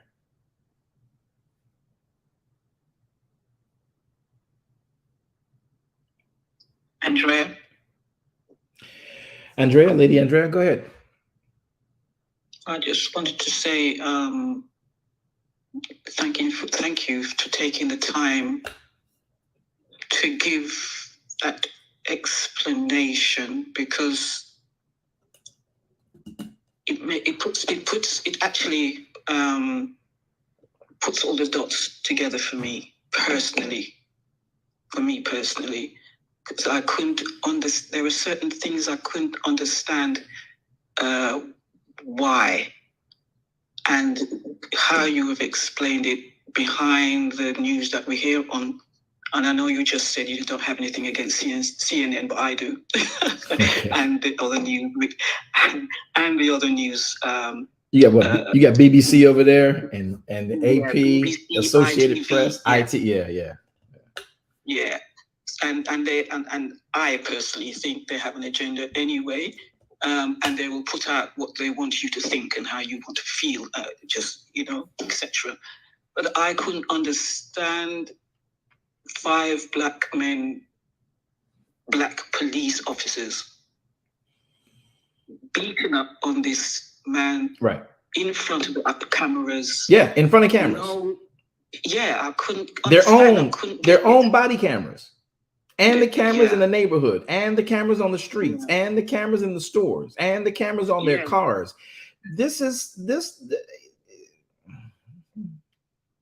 I mean, definitely the uniform is obviously an additional factor. Mm-hmm. Okay. But the behavior, Mm-hmm. and it was black police officers on a black man, I couldn't make sense of it. Right. Couldn't make sense. But your explanation in terms of how, certain areas in America operate, it then all started to click with me. And I agree with you. It makes sense to me that it's a black on black crime. Yeah. And they deserve everything they get, but I'm not making any excuses for them. And also, the top of that they were fired straight away. I applaud. Yeah. And I believe that model that the chief of police took is the way that it should be done instantly with every single solitary case. And at the very least, not suspended with pay, but suspended without pay until we figure out what exactly went on. And then because there are situations where somebody's on drugs and you may have to use force. Listen, I'm as an ex-dope boy. We had to fight a guy who was cranked up on what we call ice before y'all got Molly. And when y'all got this Molly and this chronic y'all smoking today, we called it chronic back in the day. This engineered weed y'all smoking today with formaldehyde and man, listen, they can listen. I watched a boy take 3 shots from a 40 caliber weapon and defeat his opponent. He took 3 shots in his womb, 2 in his womb, 1 in his leg, and defeated his opponent before he passed out. And his opponent wasn't no punk, no chump, no weakling. He defeated his opponent and then he passed out. He didn't bleed out, but he took 2 shots to his gut. He was hospitalized later on. Why? Because he was amped up on contraband. So I understand what the officers are facing out there. But when you can see clearly somebody's not amped up on something and now you just getting your adrenaline rush out, that's a whole nother ball game. It's a whole nother ball game. So that's where I know we need to reform. but it don't make sense that now you want to, oh, we got a 2-week wait. We want to give everybody time to prepare themselves for this video when it comes out. I get it. And then I also get how it's strategically being utilized in another complete capacity that we are not aware of, because we're thinking, oh, okay, so we're not going to riot. Cool. We weren't going to riot behind that. Anybody who saw that look like me and act like me, who would be prone to riot, be like, oh, he did something to somebody, or oh, somebody got a vendetta against him, or whatever. It's personal. And you might think I'm being callous. You might think I'm being insensitive. Mr. Tyree Nichols should not have had to suffer through that. Right. Should not have, and his mother and his father either. That's just, we shouldn't have to as a nation. And quite frankly, y'all, I don't even want to say it. I got to say it this way. The police shouldn't even be dealing with that this way. That's black on black crime. The police should be involved in arresting these police officers. I can't even blame the police. That's not police brutality. That is not police brutality. That was black on black crime. We got to call this stuff what it is. Now, if we don't act like we know, they're just going to keep feeding you anything you want to hear. That is not what took place there. All right. Thank you so much, Andrea. Anybody else? You got 60 seconds. Yeah, I wanted to say something. Say your name. Who is that? This is Alex Cousins. Alex Cousins. Good to have you with us. Anybody else? Just say your name first, and then we'll give you space for 60 seconds. Brother Alex, go, sir. Yes, sir. I just wanted to say, like, this story is it's another emphasis on the fact that black on black crime is like the biggest smokescreen for black on black hatred. You know what I'm saying? Like, it's like it's very obvious, but like, you know, people talk about, you know, police brutality or whatnot, and they ignore the black on black crime. And it's just such an issue that to not see it nowadays, I think it's willing. You know what I'm saying? So it's just, I think when it comes to seeing the hatred, you have to see it for what it is, and, you know, take course to modify how you're going to adjust to it, how you're going to respond to it. Because you can't overcome evil with evil. You got to overcome evil with good. That's right. So, yeah, I just want to say black on black crime is one of the biggest smoke screens for black on black hatred. So, yeah. You can't even have black on black crime without black on black hatred. And that hatred is perpetuated and propagated by a crab in a basket mentality. Right. That part. Great statement, Brother Alex. I have no problem with what you said at all, sir. And at the end of the day, we've become immune to it because, you know what, quite frankly, man, I've been a part of, have lost many friends, cousins, family members to what goes on in my hood, man. And what goes on in my hood, quite frankly, 60% of it is black on black crime. The other 40% will be somebody else coming in trying to flex and think that we're less than them and tried it and got away with it. That's my facts. That's just the facts. Thanks for sharing, Alex. Anybody else? Say your name.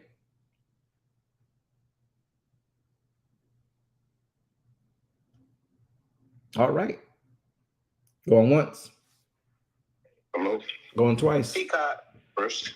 Peacock, Chris. I don't know who was first. All right. So ladies first. Peacock, what you got? Shalom, Apostle. I want to say thank you so much for taking the opportunity to speak on this subject. As you know, I still have my family, my grandchildren and sons and stuff still in South Jersey, and they go through a lot of that. And so some of the stuff that you shared earlier for us, putting hands on the dash and doing certain things, thank you for giving them some things to think about, because a lot of times, young people, they can be a little hot-headed, you know what I mean? And sometimes, they, riding dirty, they tend to react instead of thinking. So, and I know they're listening on this broadcast, so thank you for highlighting some of those things that, coming from a man's perspective and where you come from, I do believe they hear you, even though I speak with them as a woman and as their mother. Sometimes it don't hit like when a man speaks to them. So thank you for having the courage to come and speak about that subject. And like I said, I know they're listening, so I appreciate you highlighting some of those things of what to do when you do encounter, the police, different things. So I greatly appreciate that and this topic on today. Yahweh be praised. I'm glad you appreciate it. And let me say this too, to all of you mothers out there. Let me tell y'all something. Y'all teach your children how to speak English. Please. That's another reason our black men, when they get stopped, are in trouble.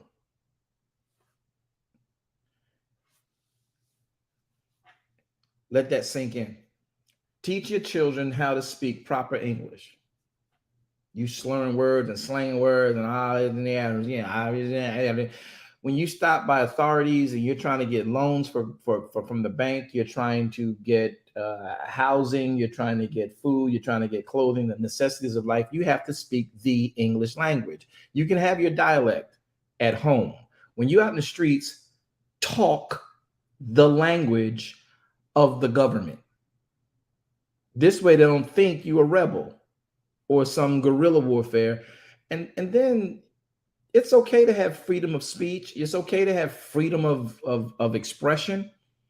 But when you're being arrested and being stopped and being checked, right or wrong, still properly present yourself. When you improperly present yourself, a narrative about you and where you come from takes over that officer's mind. Yes, no, nah, Say, what's it? They looking at you, they already think you drunk. They don't know that's your dialect, and that's just the way you talk. And y'all keep letting your sons walk around the house mumbling under their breath like, Negro, talk to me. What are you saying? Use your teeth and your tongue. Because if it don't start with you, when they get out there with them guys, that's baton time. That's, I don't understand what you're saying. I think you said some terroristic threat. What are you saying? What's that slang? What's that lingo? I don't think y'all understand that this affects how situations unwrap and develop. Teach your sons, teach your daughters how to talk right. If you in America, we speak English. We speak of the English. Make sure when they're stopped by authorities or they're going to the school board or they're going to the courthouse, they speak English. Stop letting it slide in your English lifestyle home. Speak the language that these officers speak. Because they're not writing, nah, we picked them up right for this right here. You know what I'm saying? It was all up in there. That's why we picked them up. They ain't talking that. And when you talk it, that tells them you not at their level. Let that sink in. Y'all think it's cute. I make my sons and my daughter, I can't hear what you saying. Speak to me. Oh, get out my face. No, come here. What did you say? Was you high? Talk to them, because if you don't do it, they gonna do it. But it gets done differently when they do it, and now you want to cry. So when you get stopped, I don't care if you riding dirty. You shouldn't be. Can't stop you. But when you get stopped, you comply, you listen, you obey. You live to tell other authorities about your experience with that authority. Get your mom on the phone, call your dad. I can't tell you how many times I've been on the phone with my sons while they're being stopped. Hey, Pop, I'm putting you on speakerphone. Here it is. And when they can hear me on there, listen, officer, my name is X and so my attorneys are already on this call. And they're like, it changes the dynamic of the stop. Oh, don't touch him. Why y'all stopping him? Y'all just stopping. Y'all just profiling. It may be. Talk through the scenario to bring that up in another court. Communicate. Do the things that leave you in a situation where you show yourself non-aggressive towards this stop, non-rebelling against this stop. Put your hands on the dashboard. Let them see them. You're not going to die that way. Cut on the windows, open the windows, cut on the dome light. Let them see in your car. You got tint. Let them see in your car. Live to go to court. Oh, y'all not gonna stop me. Y'all just profiling me. I don't know what you talking about. You look like you high. I don't know what to do with you now as an officer, black or white or Latino. What's wrong with you? What you talking about? What's wrong with me? You can't see me? I'm talking English? No, you're not talking English. You talking whatever that is you talking. I need you to talk to me and let me begin to understand where we are. And even if they're being a butthead, you, as Michelle Obama said, when they go low, you go high. Our problem is parents, we haven't taught our children how to go high. We've let them get high. You can't stop them from getting high, but you surely can heighten their level of understanding and education. Articulate with your children at the age of 3 and stop the goo gaga va dee da yo what up B? Stop it. They want gold teeth, go get them, fine. They want tattoos, fine, whatever they want, but you teach them how to communicate. You teach them. Because when they go to communicate to other adults, the way you let them talk to you, they will talk to another adult who's like, what is you saying? I don't understand you. This seems aggressive.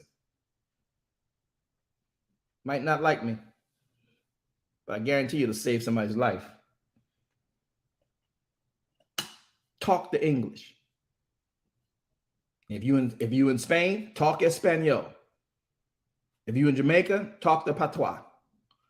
If you wherever you are, talk the language. But stop with your slang thinking everybody's obligated to understand you when you start talking and you don't even know what the heck you talking about. Speak the English. Speak it so you can live. Watching certain other stories that's coming across the internet and people are talking about how, oh, they just that's just police, black, they just don't like black people and all this. And then you don't represent, when you talk like, you don't represent black people. You represent ignorant people when you talk ignorantly. And when you talk ignorantly and then say it's about because I'm black, you make black people at large look ignorant to this person who don't understand because you're black and you talking ignorant. You talking unlearned. How did you come through 12 years of school, 3 years of college, and not know how to say T or the or them? And you still saying them and that and the other. You must have been high the whole way through school. So I'm looking at you, you might be high right now. Y'all need to understand how these people's psychology works when they are dealing with someone they don't know. You don't know what's going on behind the eyes. Your mouth is the only thing that lets us know you have some semblance of order and understanding. You might not look like I'd prefer, but at least we're communicating. All right, so you did come through the stop sign. Yes, you know what? I was actually on my way to my mom's house and I didn't want to pick the phone up. And when I looked down, I looked up, the light was yellow. So I just sped through. My bad, officer. Hands on the deer steering wheel and dash. The officer's looking at you like, okay. Instead, you want to stop to go like, man, you just stopped me because I'm black. I ain't go through the light. You know I ain't go through the light. And the phone on the floor. Crumbs all over the car. And you talking ignorant. And then we want the whole world. Oh, I'm putting this on YouTube. World star, world star, world star. Shut up. And listen to why they're stopping you. If it's wrong, just silently record. So they ain't got to say, put that away. Just silently record. And if they tell you to cut it off, there's a record of it somewhere. And if you happen to have a Tesla or whatever, you're being recorded no matter what. Listen, y'all, we got to stop taking and making it like it's the police that's doing half the stuff because we don't act like we want to. We don't. Calm down, Jones. I'm just tired of doing funerals, y'all. I'm tired of doing funerals and then having to justify a lot of stuff. Do we need police reform? Absolutely. But we also need citizen reform, particularly in the Black communities and the Latino communities. Learn the language. Learn the language. Speak it when you are in trouble. so that they know your intentions. Your words carry weight. Sorry about that. Brother Chris, go, man. How you doing, sir? Wagwan. Wagwan, man. All right, so just to add to what you shared, when I was younger, people would tell me, "You sound white. Why you talk so proper?" And I think that's probably part of the issue as well. So there's that. But my question, well, I also sent an email. I'm looking to schedule a call with you, so just look out for that. So my question is, when we look at what's going on in our community, our culture, just the way we are as a people, and like the church, what does this mean in the spiritual realm? Like, we've been divided, we've been oppressed for so long. The world is going in one direction, and we're looking to build a kingdom, and sometimes it seems like the kingdom itself is divided, just like our community. Like, what does all this mean in the spiritual Good realm? question. Good question. That's why I brought us in Matthew chapter 24. Your job and my job is not to build the kingdom. That's the biggest lie Christendom ever taught y'all. Our job is not to build the kingdom. Our job is to live in it. The kingdom of Elohim already exists. It just needs citizens.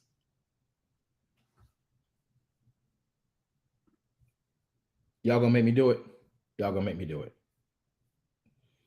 Y'all gonna make me do it? Whoa! The kingdom of Elohim already exists. The kingdom needs citizens.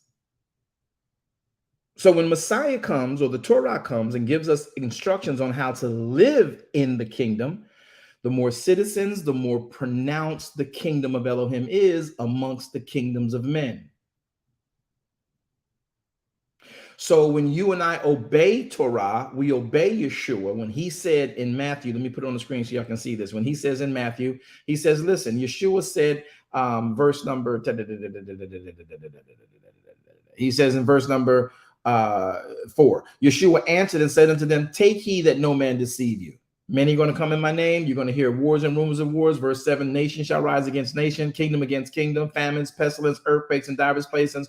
All of these are the beginning of sorrow. So the kingdom of Elohim has to realize that these things are going to happen. There are going to be earthquakes in divers places. There are going to be earthquakes in divers places. There's going to be the love of another human wax cold against another human. The spiritual acceptance or the spiritual understanding of this is that we must follow the instructions of the prophecy that these things are going to happen. You can't pray them away.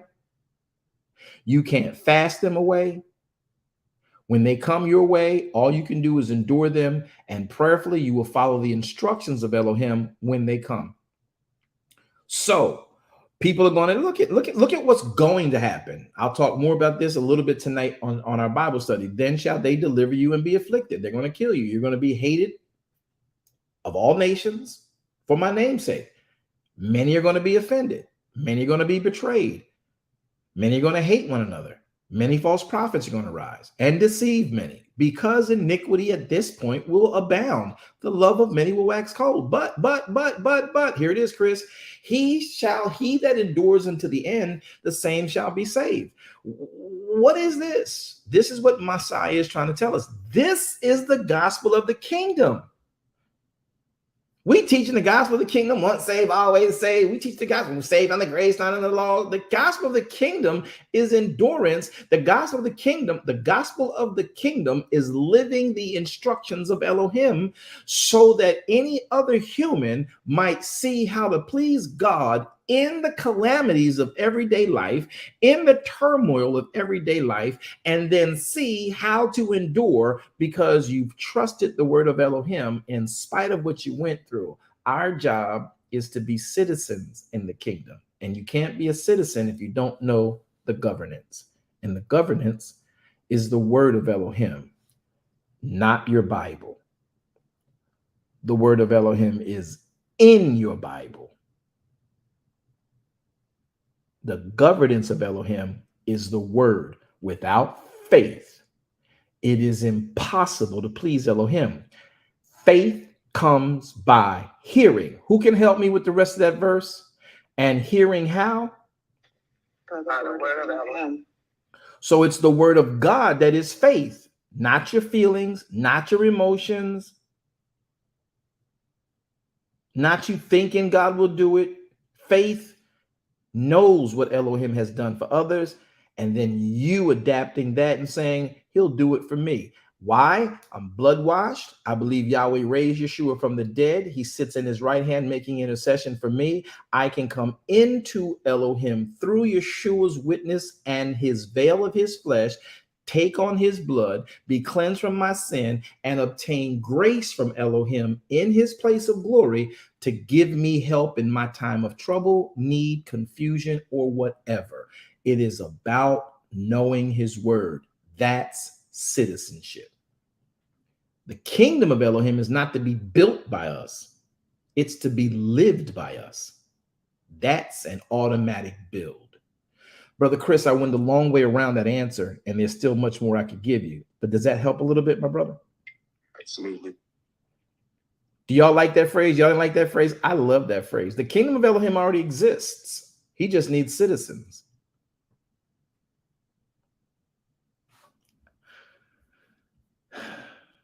Whoa! Whoa! Whoa! All right. I think Brother Chris was the last one on cue. I'm looking on screen here. I see something. I don't know how I missed. Somebody, students have shown. Is this Minister Angela Green? Minister Green asks, let me pull it up on screen here.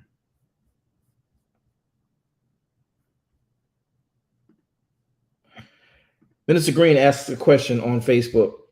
So in offering salvation and leading people to Christ, it's not building citizenship. So in offering salvation and leading people to Christ is not building kingdom citizens. So in offering salvation, our job within Christendom is not to offer salvation. Our job in Christendom is to live salvation.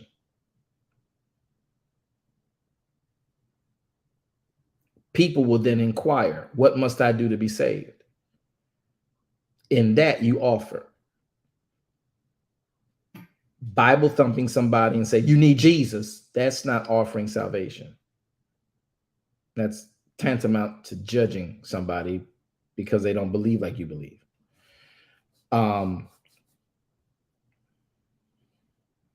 So in offering salvation and leading people to Christ, I think you're saying, is that not building the kingdom citizenship? I think that's what you want to ask, Angela, Minister Green. And I know you're a minister of the gospel. I am not saying that we've been taught by Christendom, which is a hijacked faith system of our actual Torah through Catholicism, and now we're Protestant Christians. However, at the end of the day, it's not our job to go knocking on doors. Messiah only sent the people out 2 by 2 to the people that were expecting the Messiah. He didn't send them into the world who didn't understand Torah.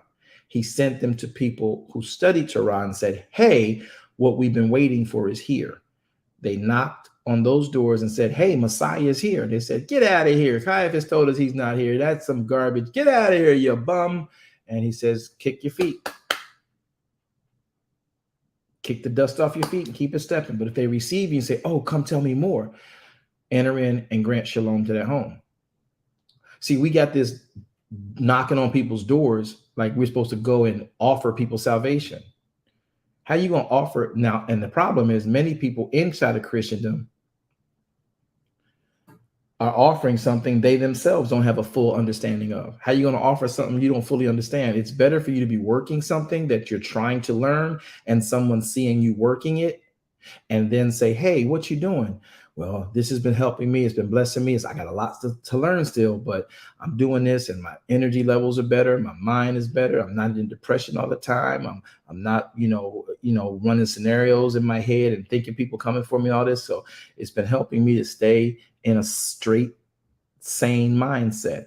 And it from what I'm understanding and what I know, if I should die in this condition as I continue to learn more, then when I die, I will not be in damnation. I'll be in heaven. Would you like to know more about it? Yeah. I see what you're doing because you're different from the other people.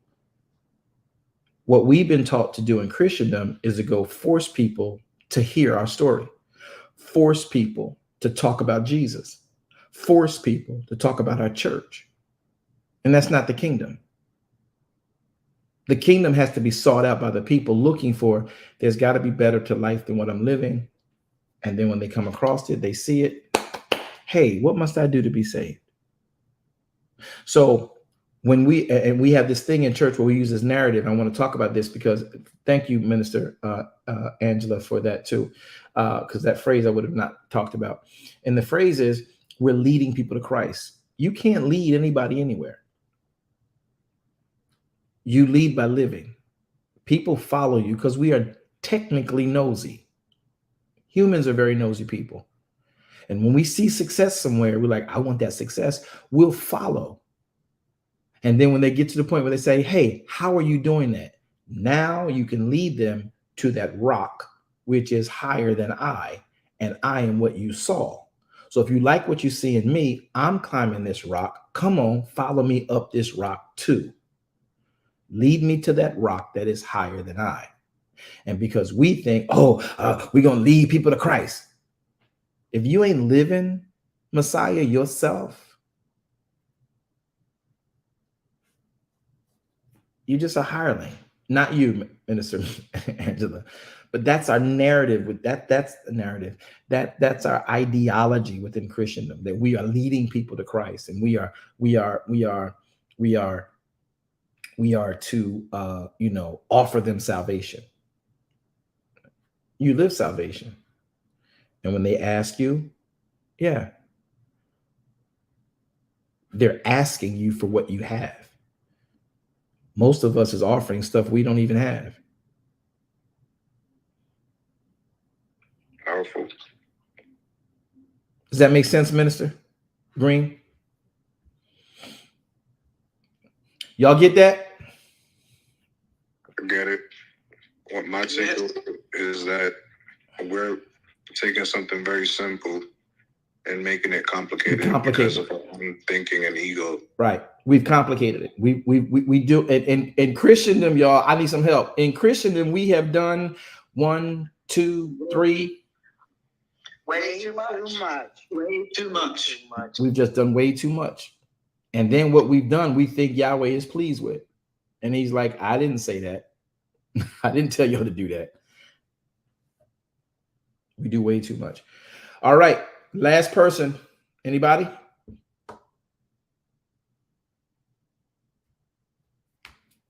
How do we move forward? By simply obeying the writ from here forward.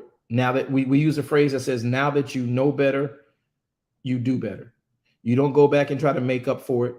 You don't go back and try to remedy the past. If you now know, okay, how do we go forward? The best thing I can tell anybody, start reading the writ for yourself. Stop being preached at. Read the writ in a place that practices reading the writ and then living what they're reading as best they can. And when you begin to do that from the Torah, particularly from Messiah's mouth, particularly, all the issues, because we think as a Christian, we're supposed to fight abortion. We think as a Christian, we're supposed to fight same-sex marriage. We think as a Christian, we're supposed to fight, children, leaving their parents and being disrespectful to their parents. Listen, Messiah told y'all, children are going to divorce their parents. Fathers are going to throw their children out. The Messiah told you there will be same-sex marriage. He prophesied it. Messiah told you the love of many will wax cold. So we're around here protesting stuff that is Christian, not kingdom. And now protesting stuff because of our Christian ideology, we're now getting upset, getting in fights, getting arrested, causing haters, when all we needed to do was live the kingdom life. And when it comes at your door, explain it to the person who says, well, we should do this. All right, well, what's your opinion? You want my opinion? Sure. Here's what I understand, and I'm living presently. I don't believe we should be doing that. We were told there will be same-sex marriage. We praying against it. How are you going to pray against a prophecy of Elohim? So now you're praying against God? You praying against death? Elohim is death. Death ain't some death angel. Death is not the Grim Reaper. So now you're going to go to the hospital and pray death off somebody? You praying against God. Hello, it's appointed unto man once to die. That means there's an appointment for that person's death. If they die, no matter what the circumstances around it, that was their time to go. Nobody leaves here before Yahweh says so. He appointed death for every person. You going in and praying death off of them is you praying against God, Christian.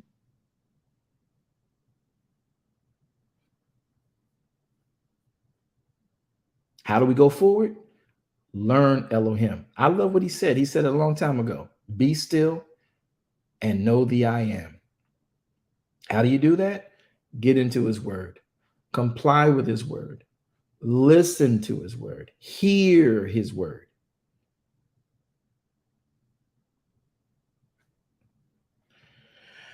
Hope that helped. Last question. So should I just focus on reading the first 5 books? Absolutely, 100%. As soon as you read those first 5 books, then go read the first 5 books of the New Testament.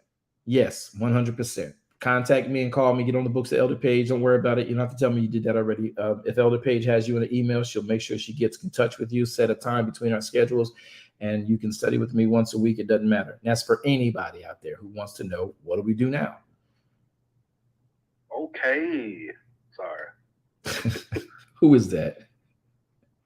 Alex. Hey, Alex. Yes, that's real talk. Because I'm busy right now in my latter days. As much as I could be a very popular entity on Christendom. I left Christendom because I realized Christendom is not what Yeshua came to endorse. Now I'm classified as a Christian because that's the closest element to us. But as a believer in his kingdom, yes, I believe Messiah died on that cross. They hung him high, they stretched him wide, he hung his head for you and me, he died. But we don't even know why he got there. We just talk about the cross and don't know what the cross is. We don't know that it didn't stop at the cross. The cross was a door to life. That's why he says, I am the way, the truth, the life. I am the door. No man comes unto the Father but by me.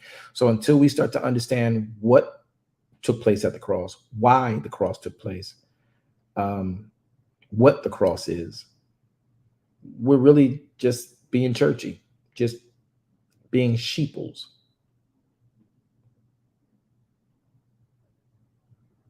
And this is how you separate the wheat from the tares. Sort of Kingdom versus Christianity. Sort of, kind of like a little bit. Yeah, you can use that analogy in that, but it was designed for another statement. But Christianity is world. People don't realize that. Yahweh did not come to establish Christianity. Messiah, his name is not Christ. His name is Mashiach. His Christos means Mashiach. It's supposed to. Christos is the word the Greeks use to translate for the word Mashiach. Mashiach has 24 definitions and benefits. Christos has 2, the anointed one and his anointing. Look it up.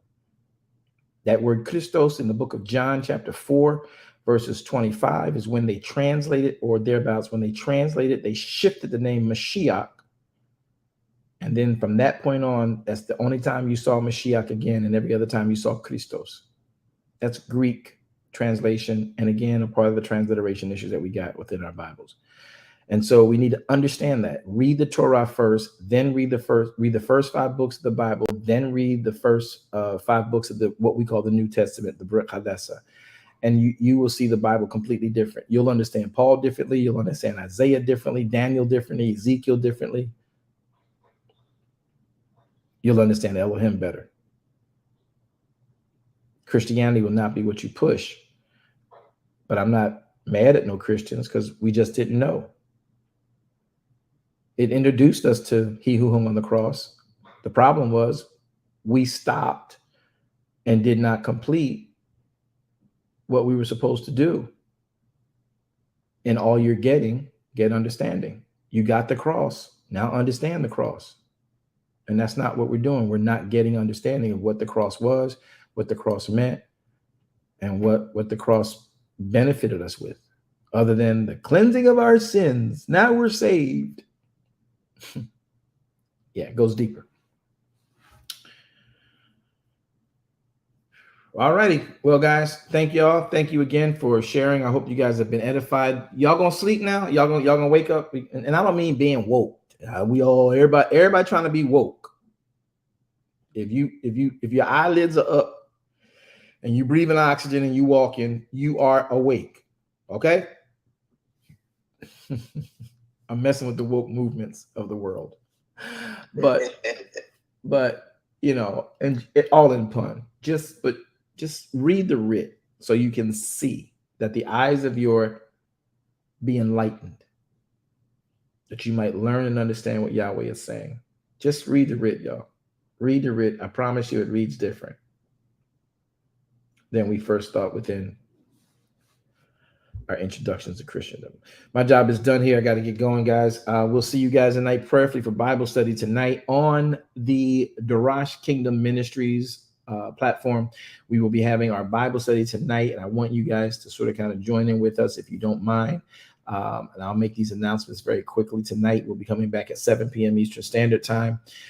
We will be doing our midweek Bible study. It is going to be concerning eschatology. Pretty much a lot what we just talked about. We call it the Tour of Duty Part 2. Hope you guys are tuned in for that tonight at 7 p.m. Eastern Standard Time. You don't want to miss it, all right? Then on tomorrow, which is Thursday, we'll be doing what's known as our Bible Book Club. We do this both on Clubhouse, Facebook, and YouTube, and we let the world know we're reading the Bible from beginning to end, Genesis through Revelations, and we are reading it with understanding, not for recitation. All right. Now, after that, we have another day for Friday. We'll be having the proceeding word. And every Monday, Wednesday, and Friday at 1 p.m. Eastern Time is the proceeding word. So that will be the next thing we do on that Friday coming up. And there'll be another great topic. Probably not as controversial as this one, but more biblical, because man shall not live by bread alone, but by every word that proceeds out of the mouth of Yahweh or Elohim. After that, that means that Friday is over. When Friday is over, we'll be coming that Friday night at about 11 p.m. Eastern Standard Time. Sabbath kicks in at sundown on Friday. We will begin our Sabbath worship for 24 hours. So from Friday at sundown till Saturday at sundown, we take time to study the writ and read the writ as prescribed by Sabbath compliance. So we start teaching, sharing, what we know and what we study together. We study together from 11 p.m.-ish. If Yahweh releases me, I'll be on. And then again, Saturday at 11 a.m.-ish. When Yahweh releases me, we'll come on and I'll share my studies with you guys. And for those who care to try and keep themselves focused on Sabbath and not do a whole bunch of other stuff and not do their own things, their own ways, or speak their own words, we help to give a safe place for everyone to keep Sabbath rightly. Then after Saturday at sundown, of course, the next day is Sunday. Well, Sunday, we call that the morrow after Sabbath worship. And that's every Sunday at 10:15, 10:30-ish. We'll be broadcasting a program for the morrow after Sabbath service. And in that, we will be dealing with a lot of what's known as the feasts of Yahweh, who is our Elohim. Now, this coming week, we're going to be coming up on part 4, I think it is, of the Feast of Yahweh or Elohim, where you learn what all the Torah recommends that we do as kingdom believers. So we're hoping that you'll join us in that time. Well, my name is Apostle V.W. Jones. It's been a joy to be with you guys. Just another announcement. Don't forget, those of you who do fellowship with us at DKM and VWJ Ministries, we are coming up on April the 4th. April the 4th is Nisan 14. Then April the 5th is Nisan 15. Then April the 6th is Nissan 16. Then April the 11th is Nissan 21. All of those days are the feast days, the 4 days of convocation that Yahweh wants for us in the season of Pesach. And we want to make sure we are budgeting for that. Make sure you got your lambs together. Make sure you got your first fruits together and your time off from work together. If you don't know what that means and you want to talk about what are the details of that, 2 things you can do. Keep listening to the Sunday messages for the next 4 or 5 weeks. As well, get on the books with Apostle V.W. Jones, and he'll break down and take you through them one by one. And you have his undivided attention where you are able to ask your questions specifically, and he can take you and your questions and thoughts through the writ, and we can study together and see what the Torah says about the circumstances. Well, it's been a joy and a pleasure being with you guys. You always bless me as we're here. I'm going to leave you guys with one more announcement before I let you guys go, and I hope that all things in your life today are joyous and favored, and most importantly, living under the shadow of Elohim's shalom. The 13 attributes of shalom are harmony, wholeness, health, soundness of mind, completeness, fullness, rest for your soul, wealth, health, tranquility, prosperity, perfectedness, and the well-being of your soul and person. These are the things that shalom represents in your life. And you don't speak shalom to everyone. You speak it only to the believers. Well, we're going to get going here. I hope that you guys have had a wonderful time, and may Yahweh continue to bless you is my earnest and sincerest of prayers. And I'm going to give you now what we call the time of the benediction and let you guys go about the rest of your day. May Yahweh bless you and keep you. May Yahweh make his face to shine upon you and be gracious unto you. May Yahweh lift his countenance upon you and grant you all 13 attributes of his shalom. This we earnestly pray in the name of Yeshua HaMashiach, and we say, Amen. All right, everybody, we're going to see you guys again soon. Hope that you've had a good time. And remember, without Elohim, there is nothing possible.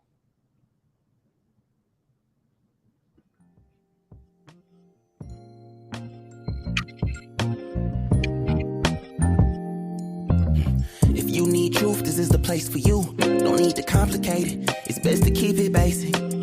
Open the book, the word itself approved. He's Alpha and Omega, the answer since the early ages. What you should do is learn about the greatest. Just so you know, our door is always open. Let's study together instead of debating. Share our differences. Let love heal all that's broken.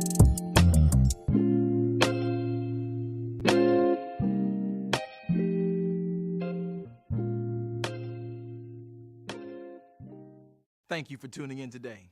I hope that this message has been a blessing to your very life and your soul, and more importantly, your walk with the King. Well, we have come to the end. I hope that you would consider becoming either a partner with us in ministry, or if you're not already a kingdom citizen, consider becoming one. By doing that, you can sow into this ministry so that we are able to continue to teach this type of ministry at a grand scale. Join us on all of our social media platforms and visit our webpage to make your contributions sure. Thank you. Have a wonderful day. Shalom Aleichem.